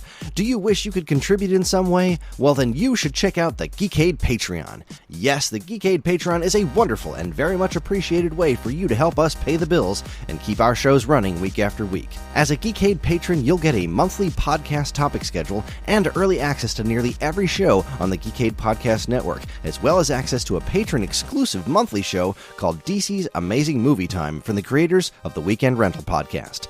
So head on over to patreon.com/geekade and become a loved and appreciated member of the Geekade Patreon team and get early access to shows like the Stone Age Gamer podcast, this week's episode, Turning Tracks, and a whole lot more. See you there. Hey, I'm Ryan. And I'm Andy. Neither of us are David Crane, but we are the hosts of David Crane's Amazing Movie Time. That's our monthly Geekade Patreon exclusive podcast that covers movies that are cult classics, weird, or just sometimes laughably bad. We ourselves have at least two of those qualities, so I guess it makes sense to hear what we think of those movies in retrospect. You can hear all that and more by becoming a Geekade Patreon supporter. And, as always, be kind, rewind. Do you miss the days when you'd get a fresh issue of Nintendo Power in the mail every month? It was stacked with reviews, previews, and all manner of cool new stuff about the world of Nintendo, and it even came with a free poster. Well, you don't have to miss those days anymore because Nintendo Force is here. Functioning as a spiritual successor to Nintendo's classic magazine, Nintendo Force is staffed with top-notch writing talent, and me for some reason, to deliver fresh new reviews, previews, and more right to your door every other month. And yes, posters are still included, except ours are double-sided. So if you want the thrill of learning all about the world of Nintendo in physical format, head on over to NintendoForceMagazine.com and learn all about it. Nintendo Force Magazine, the force of Nintendo fans.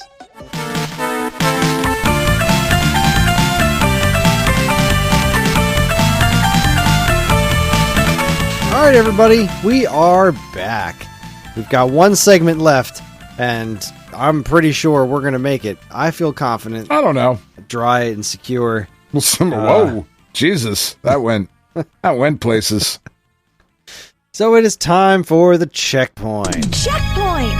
It's where Dan and I talk about what's been going on in our lives. I got a bunch to talk about, so why don't you go first? Yeah, I'll go first. I don't actually have a ton to talk about this week. I did put a bunch more time into Silk Song, and man, that game just continues to be bigger than I thought. I really thought I'd be done by now.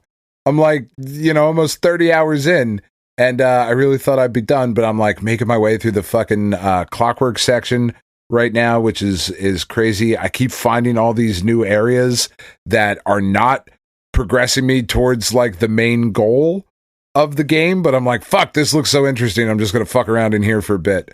I've gotten to some pretty tricky platforming sections over the last couple of days.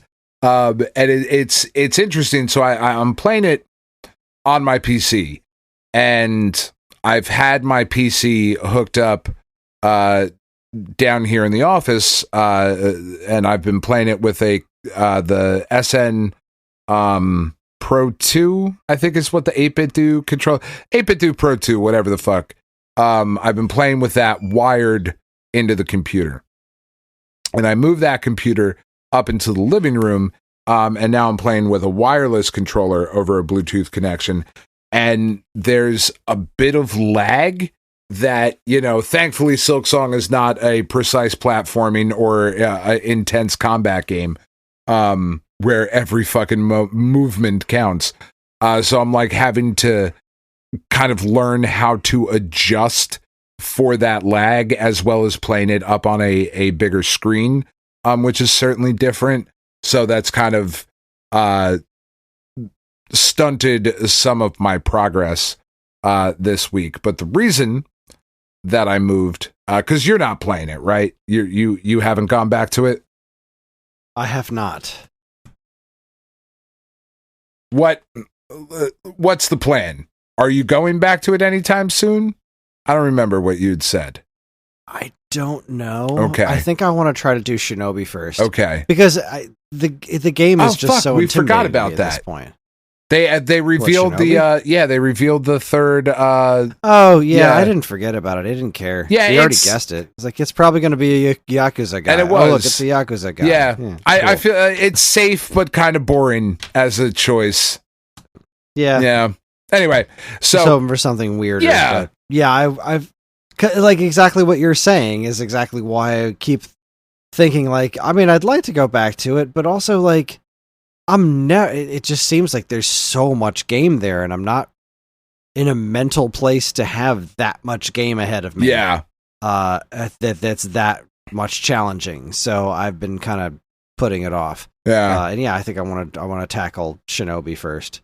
Well, and like that's kind of like I was saying, like the interesting part about it is that like the stuff that I'm doing right now, I don't necessarily know is pushing me any closer to the to act 3, like to the end goal. But I'm having just so much fun playing through because it's just such a beautiful game and it just plays so damn well.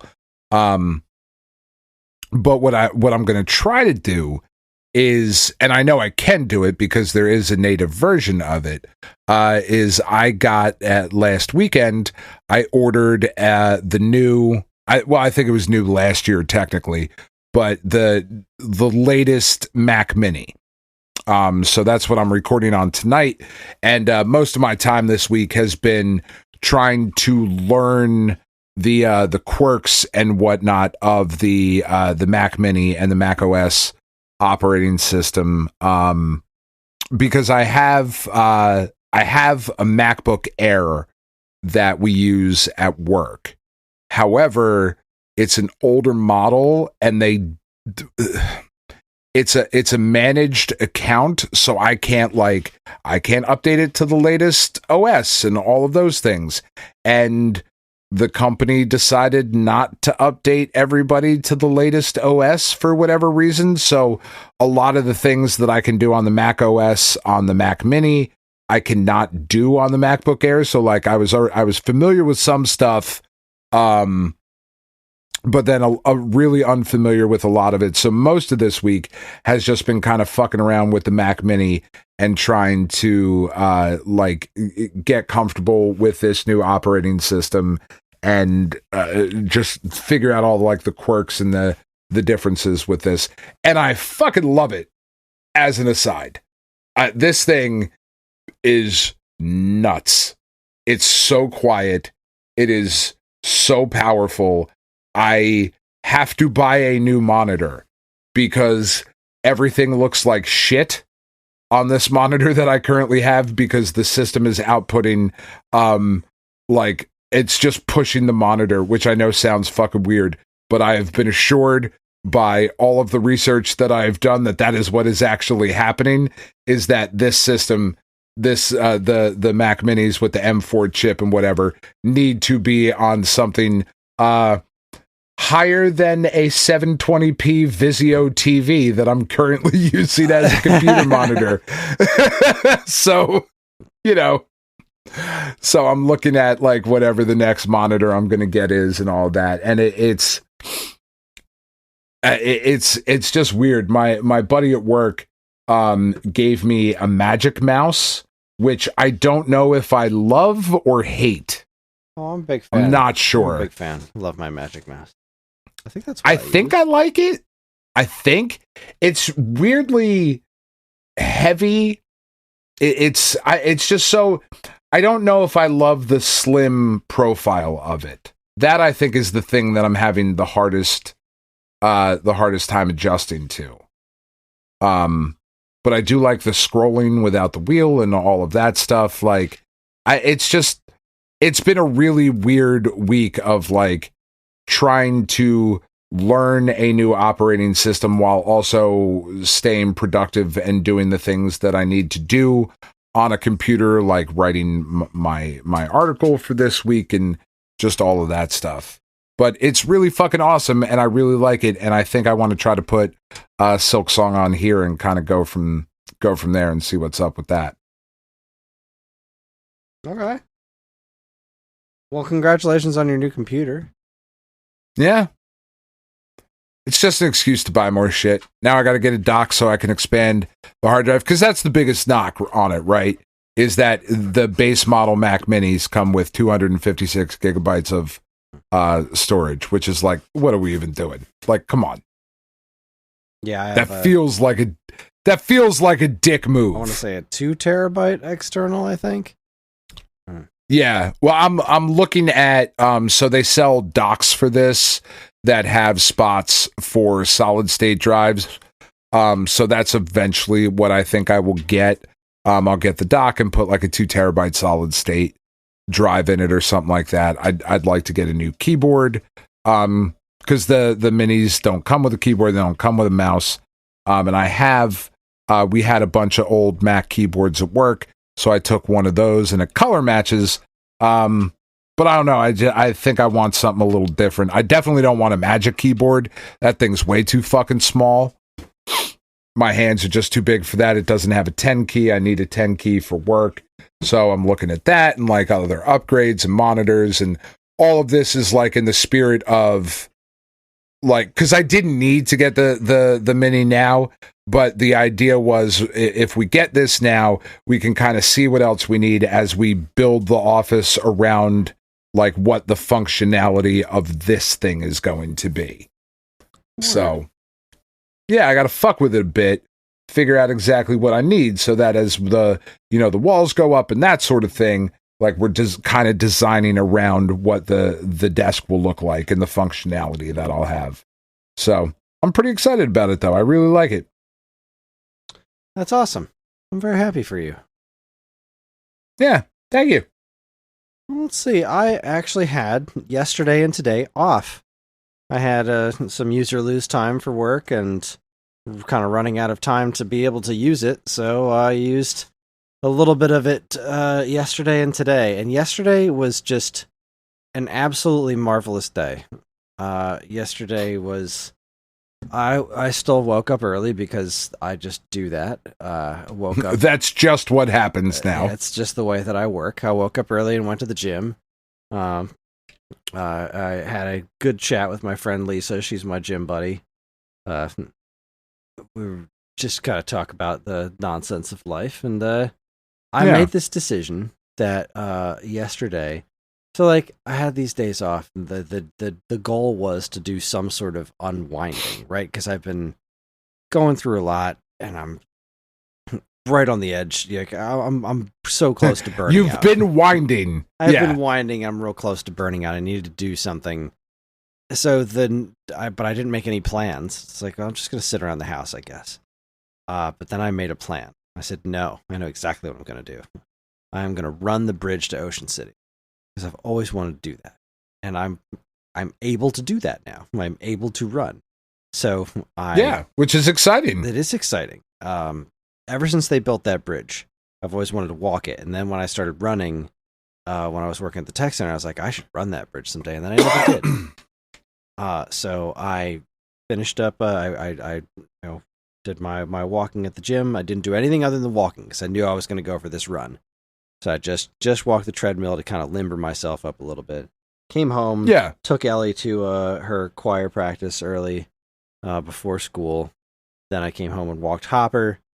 And then I went and got a free car wash because I had this little free car wash membership for like 2 months. And it's almost almost over. But I figured I'd get another, squeeze another free one in there. Filled up my tires, filled up my gas tank, and I drove out to Ocean City. Well, I drove out, right outside Ocean City. I parked my car. I didn't really know where to go. I had to get to the bridge from where I parked, but then like this other car parked behind me, and this lady walked out that seemed like she was gonna run. So I was like, I'm gonna follow you.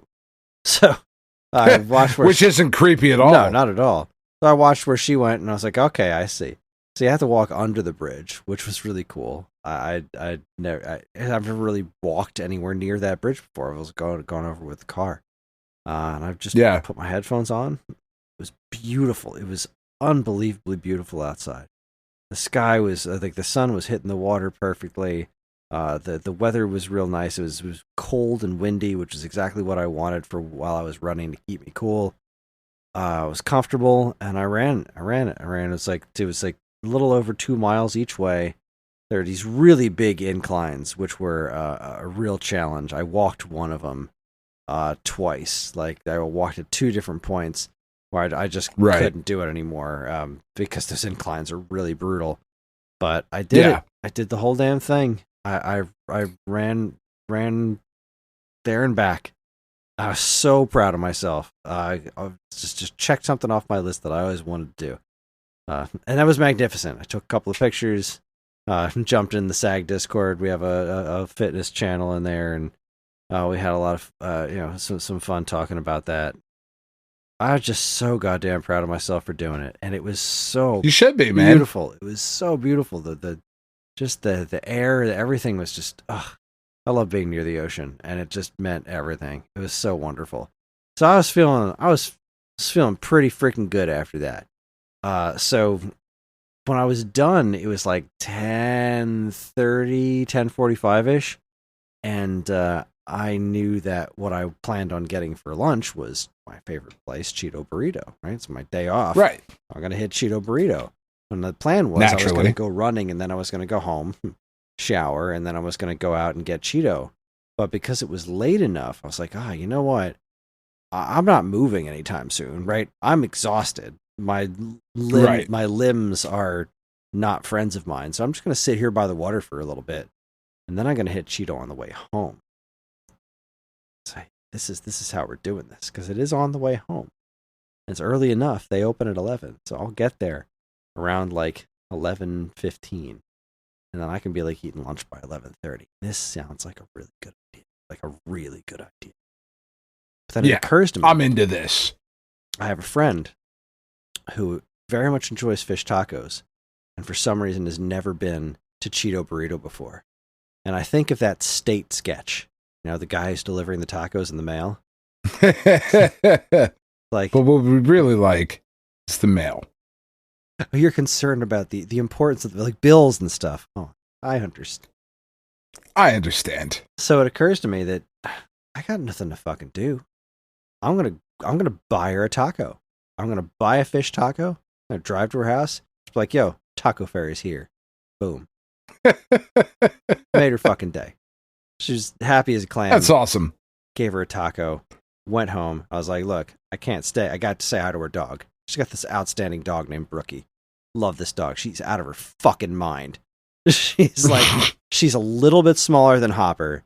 She's got one of those like non-existent tails. She's a rescue. Yeah. And like a little tiny nubbin thing. And she is just pure energy. And every time this dog sees me, she just starts running around. I love this dog. So I got to say hi to That's awesome. Got to say hi to Brookie. I got to deliver a free taco. And then I was like, I can't stay. I've got a surf and turf burrito in my car, steak and shrimp, and I am going to destroy that thing. Which is what I did. I left, I went home, this delicious burrito. So good. It was so much food, and I didn't even care, because I didn't really eat enough breakfast before going running, because I didn't want to like fill up and then go running. So I just had like my usual shake I do in the morning. I had my protein shake, and then that was kind of the you had your lead shake. I did. I had my Cocoa Pebbles shake, and then I then went running, and so I ate this wonderful burrito, and my stomach was full. I watched an episode of Schitt's Creek, and it's like this is good stuff. This is a good day. But now it is time for me to bathe, because even though it was still cold, I was still pretty nasty. I was still got a little sure. It's fine. So I was like, all right, I'm gonna take myself a bath. I never take baths. We've got this giant bathtub that I actually fit in. Like, I can lay down in the bathtub. No, I don't really like baths as a way of getting clean. Right. But as far as laying in warm water and stretching, it's lovely. That just sounds fantastic. So that's what I did. I filled up the tub with scorching hot water, put an episode of Law and Order on my phone, and I just laid in the tub. Poured myself a glass of wine, lit some candles. I watched Law and Order, and I laid there in the tub and stretched. It was fucking miraculous. I was I was so relaxed. I almost fell asleep a couple of times. It was great. good episode, decent episode of Law and Order. And then I immediately took a shower afterwards because you don't get clean in a bath. That's just, no. You don't. I'm just making me. No, you're just laying there in your own soup. No, thank you. Yeah, it's gross. But it was super relaxing, and then I felt super clean afterwards. And by then, it was time to move on with my day and pick up the kids from school, help Ellie with her homework, and it's just in really good spirits the whole day. It was magnificent. That's exciting. Yeah, very exciting. And then I had today. Today was less. Today was considerably less because I had to do a bunch of prep work for the podcast because I didn't get that done during the week. So I was prepping the 10, 20, 30, 40 and writing the script and that stuff. But I went to the gym again this morning and I was like, all right, it's leg day. No, it's not. You just not after yesterday. Nope, it's not. did that yesterday. I tried doing some like free weights or something. I just tried a few light things, and then Lisa was there again today. She's going on vacation, which makes me sad because one, she's going to Florida, and what the fuck wants to go to Florida? She's not super jazzed about it, but she's gonna go. She's gonna hit Epcot Center. She's gonna have a good time. She's going there with her husband, and they're gonna have a good time. But she's my gym buddy. So now I don't have my gym buddy next week, so I gotta make myself go and do it alone, and that's gonna be fine. It's gonna be fine. But yeah, I got to hang out with her a little bit, talk about her trip, and then kind of figure out what I was gonna do with myself today. And I did a few things around the house, a little bit of loafing on the couch. One thing, a friend, so the friend of mine that got me into the gym in the first place. This was Wednesday, I think, when this happened. So she texted me in the morning. It was like, yo, did your gym membership go up? I was like, I don't know. I'm on autopay. I didn't really pay attention to it. I just got to figure if they were going to increase their rates, they'd let me know. And so I was like, you would think so. You would think so. But that's exactly what happened. My gym membership was $10 more than it used to be. Like, all right, well, $40 a month is paper towel holders, Chris. Yeah, paper towel holders. $40 a month is what I was paying. And I know you can get gym memberships for way less than that, but those gyms are farther away from my house. Yeah. But now it was closer to $50 a month. I was like, well, I'm going to go in and have some words with these folks. So I went in and I was like, what the hell, man? And I was like, yeah, we raised our prices a while back, but like we grandfathered people in on their old prices, and but we raised the price, and this is what it is now. Then I looked at the sheet that was down on like the counter in front of me, and I was like, well, this is my old price. What's this? It's like, oh, that's just the year membership. If you sign up for a year, you get the $40 a month. It's like, I'm not fucking going anywhere. Sure, I'll do the year. It's not like I was gonna not do this for a year, so sure. But my friend, she was just like, fuck this place. She's kind of had one foot out the door for a little while now. She doesn't go as often as I do anymore. And this was kind of like the last straw with her. And I was like, well, where are you going to go? And she's like, oh, I'm going to try Attilis. It's this other gym that's over in Galloway. Now, it's like an 8-minute drive, 8 to 10 minute drive from my house, as opposed to I want to say literally 1.5 minute drive from my house that Wolf Fitness is, which is where I do go. It's not nothing.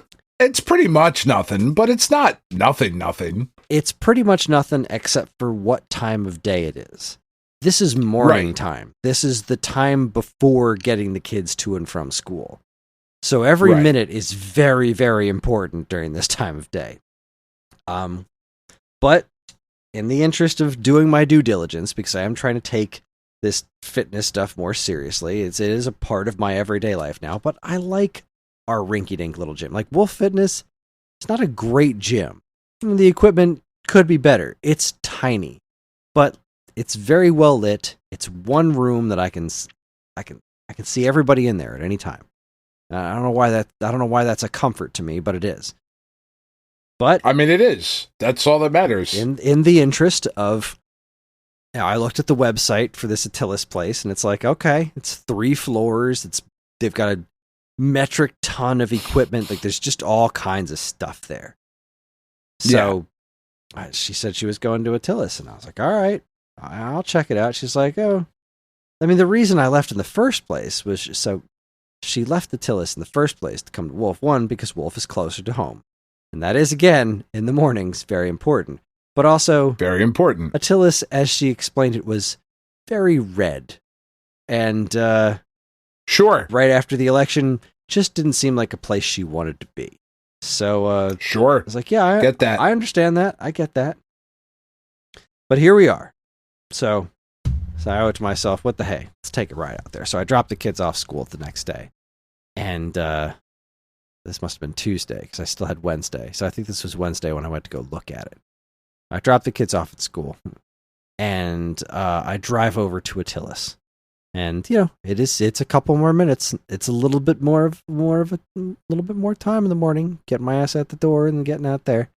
But I'm like, okay, this place, it's what I was expecting, right? Because I've never really been in another gym before, right? I know my gym, my rinky-dink little gym, but I just assume other gyms are really, really nice. And I was expecting that scene from Clerks, you know, like where, you know, I don't want to. Yes. You work at a video store. I work at a shitty video store. I want to go to a good video store. I want to go to a good video store. I was expecting to walk into this 3-story gym with equipment everywhere and just fall to my knees and be like, good Lord, it's beautiful. Everything I've been missing. Yes. I had no idea how much better things could be. So I pull into the parking lot, and there's a Cybertruck there, and I'm like, well, this is already making me nauseous. This is off to a terrible fucking start. This could not be currently going worse. It wasn't just a Cybertruck. It was one that somebody had painted. Like, it was a white Cybertruck with, like, writing on the side. I'm like, so I already want to fucking vomit. But yeah, got out of the car. I went inside. Now, one of the plus sides to Attilis is that it is always staffed. Wolf, not so much. You can, like, swipe a card to get inside. It's 24 hours, but there isn't always someone working there. You just, like, good luck. I'm just going to the gym. Yeah. If something's broken, come back during regular business hours. I don't know. But Attilis always has somebody working there. They're not 24 hours, but they're close enough for me. I think they open at like 4 or some shit like that. So I walk in, and it's muggy. Because this is an enormous space. An enormous space, especially full of people, is a lot harder to climate control than a tiny little gym, which is always at like the perfect temperature and never humid. That is immediately what I noticed when I walked in there. I was like, the air does not feel as good. So, okay, strike 2. So I wait at the front desk, and nobody ever shows up. I was only there for a minute or two, but I was told there was going to be somebody at the front desk. But still, look around, right? So then I was like, well, fuck it. I'm just going to start wandering around. And as big as... I'm going to go start working out. Oh, I definitely wasn't going to do that, because I already did that morning. So I started wandering around, and like, yeah, there is a lot more, and it is a much bigger space, but it didn't feel bigger. Like, everything was very, very close together. They have so many more machines, but it just felt kind of claustrophobic, which was weird because it's a huge open space, but there was just a lot of activity. There's like, you know, super big roided out pictures of dudes on the wall, like Schwarzenegger at his absolute most ripped, you know, like lots of those very large pictures all over the walls. Lots of meatheads walking around. Again, everyone seemed friendly. There wasn't a negative vibe. It didn't seem like anyone was judging anybody else, because there were other people that looked like me too. But there was definitely meatheads there. It was a very different vibe. I checked out the second floor. I checked out the third floor. Apparently there's a pool connected to it, but was sold off. So now the pool's not a part of the gym anymore. And like, that would have been a pretty heavy selling point for me, because I love swimming. Right. If I could go swimming every fucking day, I would. But that's apparently not an option. They don't have saunas. They have steam rooms, but they don't have saunas. And I rather like the dry saunas that I sit in at Wolf. Yeah. except for the one that that's in the men's room right now is, I want to say an extreme fire hazard. The little, I don't know how extreme it is, but the device that controls it has always been like a bit wonky because people had like ripped the buttons out or something. Now, like the whole thing is like, there's this little plastic stick attached to it and a paper note in the dry sauna next to exposed wires, a paper note that says, use this to push the buttons. Like you have to like shove this stick in there. And this is what I'm talking about. That's my gym, right? Sure, it's not safe, but it's got character. That's right. Average Joes, man. Exactly. That's what we are. Oh, fuck's sake. So like, yes, it would have been the same price for way more equipment, and a generally nicer, quote unquote, nicer, safer place. But I can walk to my gym, and I frequently do. I can ride my if I'm in a hurry, I can be there in a minute, a literal minute, 60 seconds from my driveway to the parking lot. Also, parking lot never full, plenty of parking. Yeah, that's big.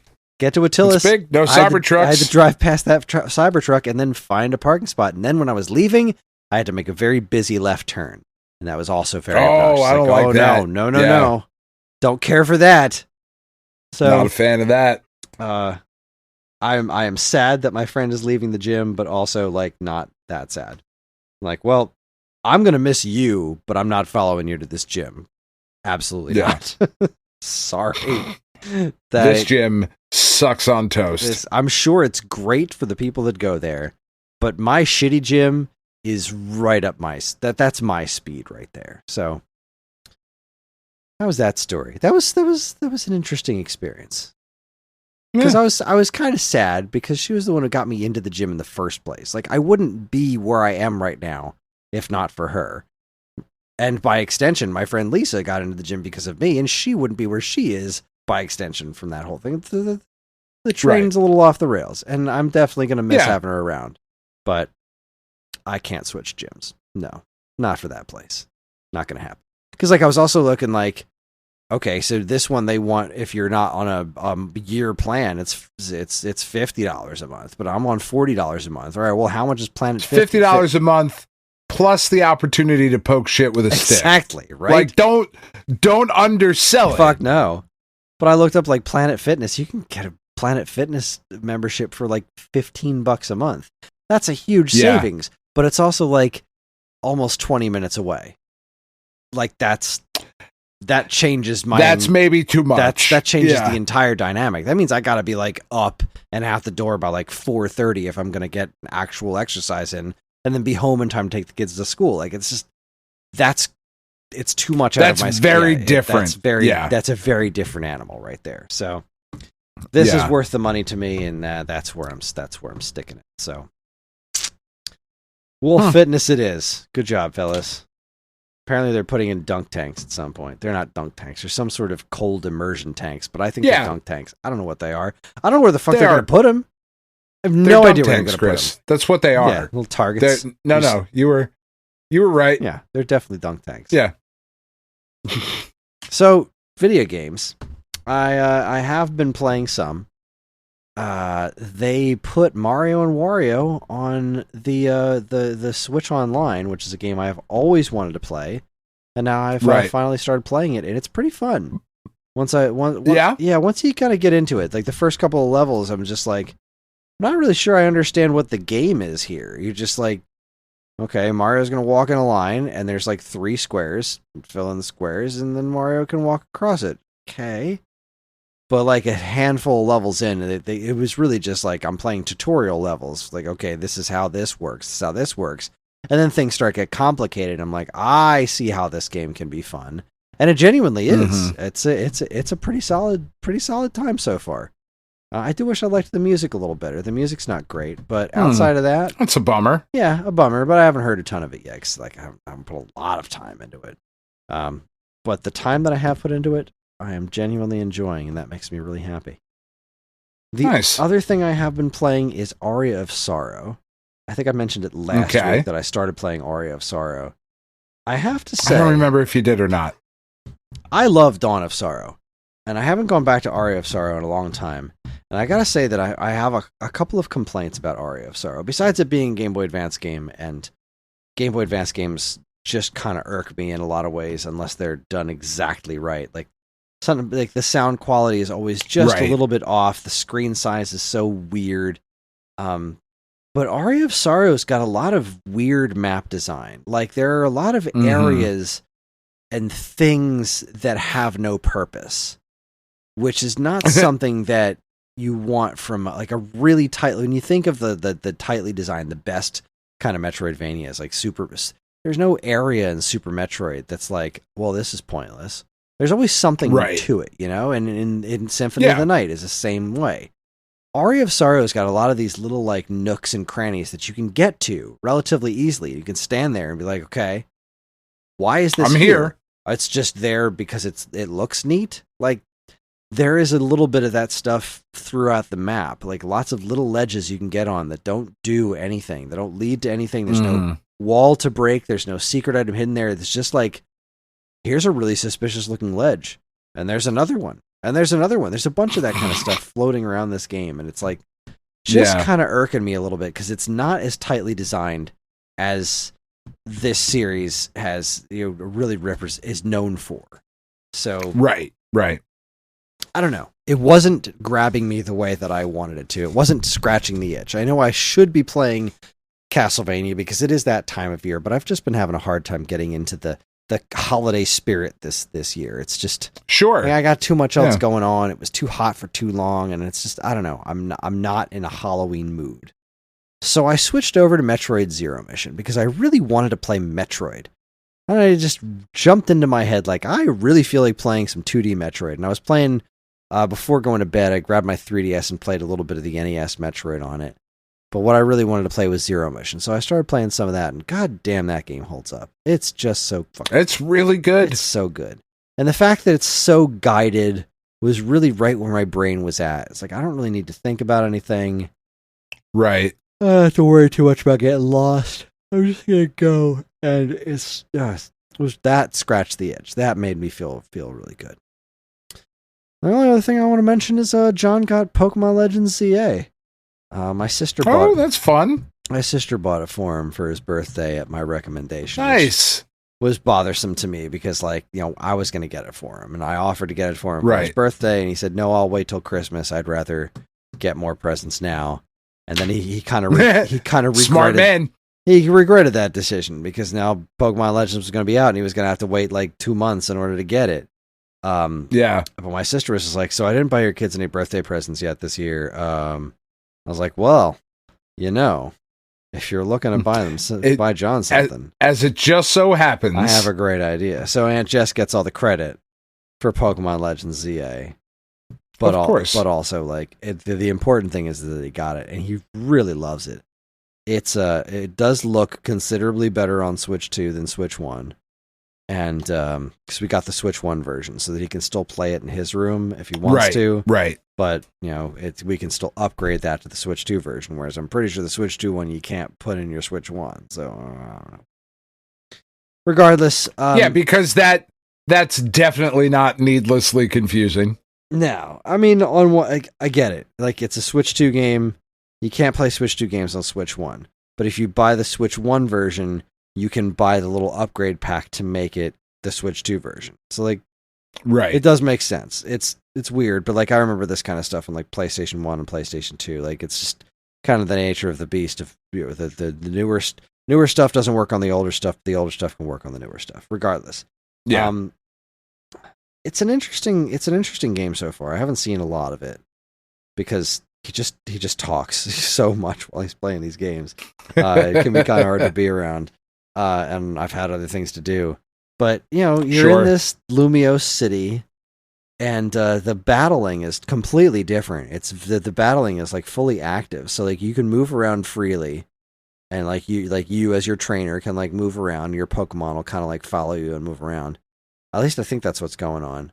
But the way that the battle that's what seems to be happening. Right, because I'm not controlling it, right? So I can't say for sure, is he controlling the Pokemon and the trainers following him around, or is he controlling the trainer and the Pokemon's following him around? But either way, you can lock on to your opponent, and then what you do is so it's almost turn based, but not really, because like there's there's like move cooldown, right? You press one of the shoulder buttons, I think, and you have like your moves show up as the different face buttons, and so you do that move, and then that move goes on cooldown while the little bar fills back up. But you don't have to wait for that move to refill to do a different move.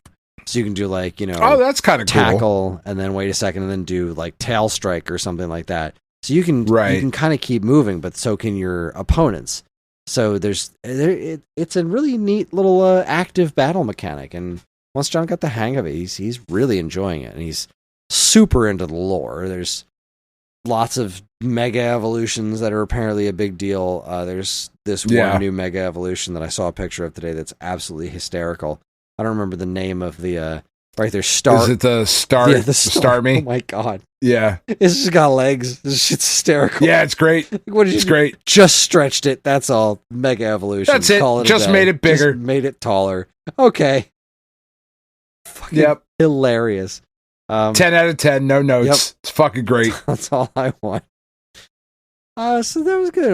I was late onto the show tonight because we went to trunk or treat, and Ellie was dressed. Ellie and her friends dressed up as Huntrix from the K-pop Demon Hunters, and she looked great. I made her a spear to go with her outfit, and she spray painted her hair pink to match the character. She looked great. All three of the girls looked great. It was awesome.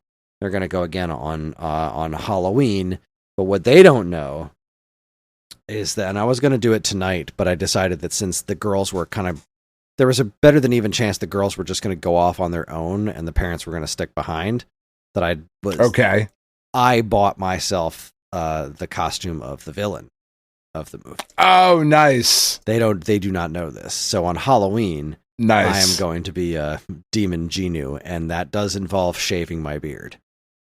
Oh no. It'll grow back. Can't do it. It'll grow back. Can't do it, Chris. I gotta do it. No. It's the only way the makeup's gonna look good.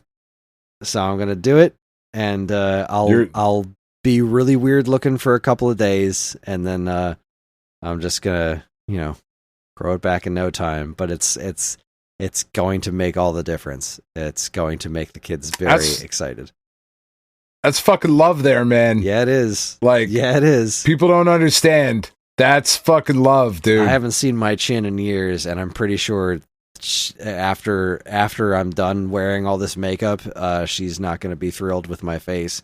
And I'm pretty sure nobody is. But fuck them. Fuck them. That moment when she sees me dressed up as Demon Genu is going to be great. I'm pretty sure all three of the kids are going to love it. And I'm really excited. That's outstanding. Yeah, we're going to go.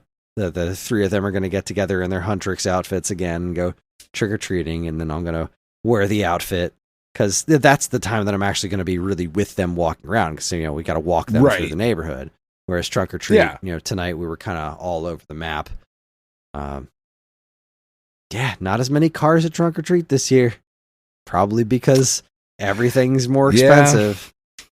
Required you to have at least 1,000 pieces of candy in order to get a car, and I can't afford to buy 1,000 pieces of candy. I'm sorry. It's a lot of money. Yeah, that's a lot of money to just spend. And we definitely weren't alone in that, because there's several. It was a lot quicker of a night than it usually was, and their candy haul was way smaller because not as many. Most people were giving out all right, Tootsie Rolls and Dum Dums. That's what you can. That's if we can afford to get large. It's what we can afford. Yeah. Anyways, I mean, that's that. That was my week. It's been an interesting week, but I do feel considerably more well rested. Aside from the fact that I've had to get up, I've still continued to get up early for the gym, because that's very important for me to not stop doing. And I get a lot out of it. And did that run and delivered a taco, made somebody's day. It's good stuff. Delivered a taco. I mean, what more can you ask for? I had a road empanada on the way there. For? Right, because I was I love road empanadas. I was so hungry. That's what I call it too. That's also what I call it, Chris. Road empanada. Yeah. Well, I was one for the road. Like, I needed to eat something on my way to eating something. You follow the good book? I just ran a fucking bridge. I was tired. I was very hungry. Needed an empanada for the street. For the streets. You're not wrong. Yeah. It's for the street. All right. That's it. That's that. We're done. We're done. That's it. Put a fork in them. Put a fork in it. Apologize in advance. For the next 2 weeks, I am going to be editing the show. So if it sucks, blame Evan for not being here. That's right. I don't think we came up with any song lyrics in this week's episode. No, I don't think so. Yeah, that's a bummer. You know what? That's the things. When you never know what's gonna jump into my head while we're editing. While I'm editing. Yeah, it's got to be organic. Exactly. You know, I don't want to. Can't plan for these moments. I'm not gonna do the same trick twice, like having us do accents during. Like, no, I'm not gonna do that twice. It's funny once. The second time, it's just gonna feel forced. Yeah. Think about what's going to happen if you were to do it for, say, a third, fourth, and fifth time. 3 times is poetry. Right. It's like poetry. It's like they rhyme. You know. Thanks, George Lucas. Twat.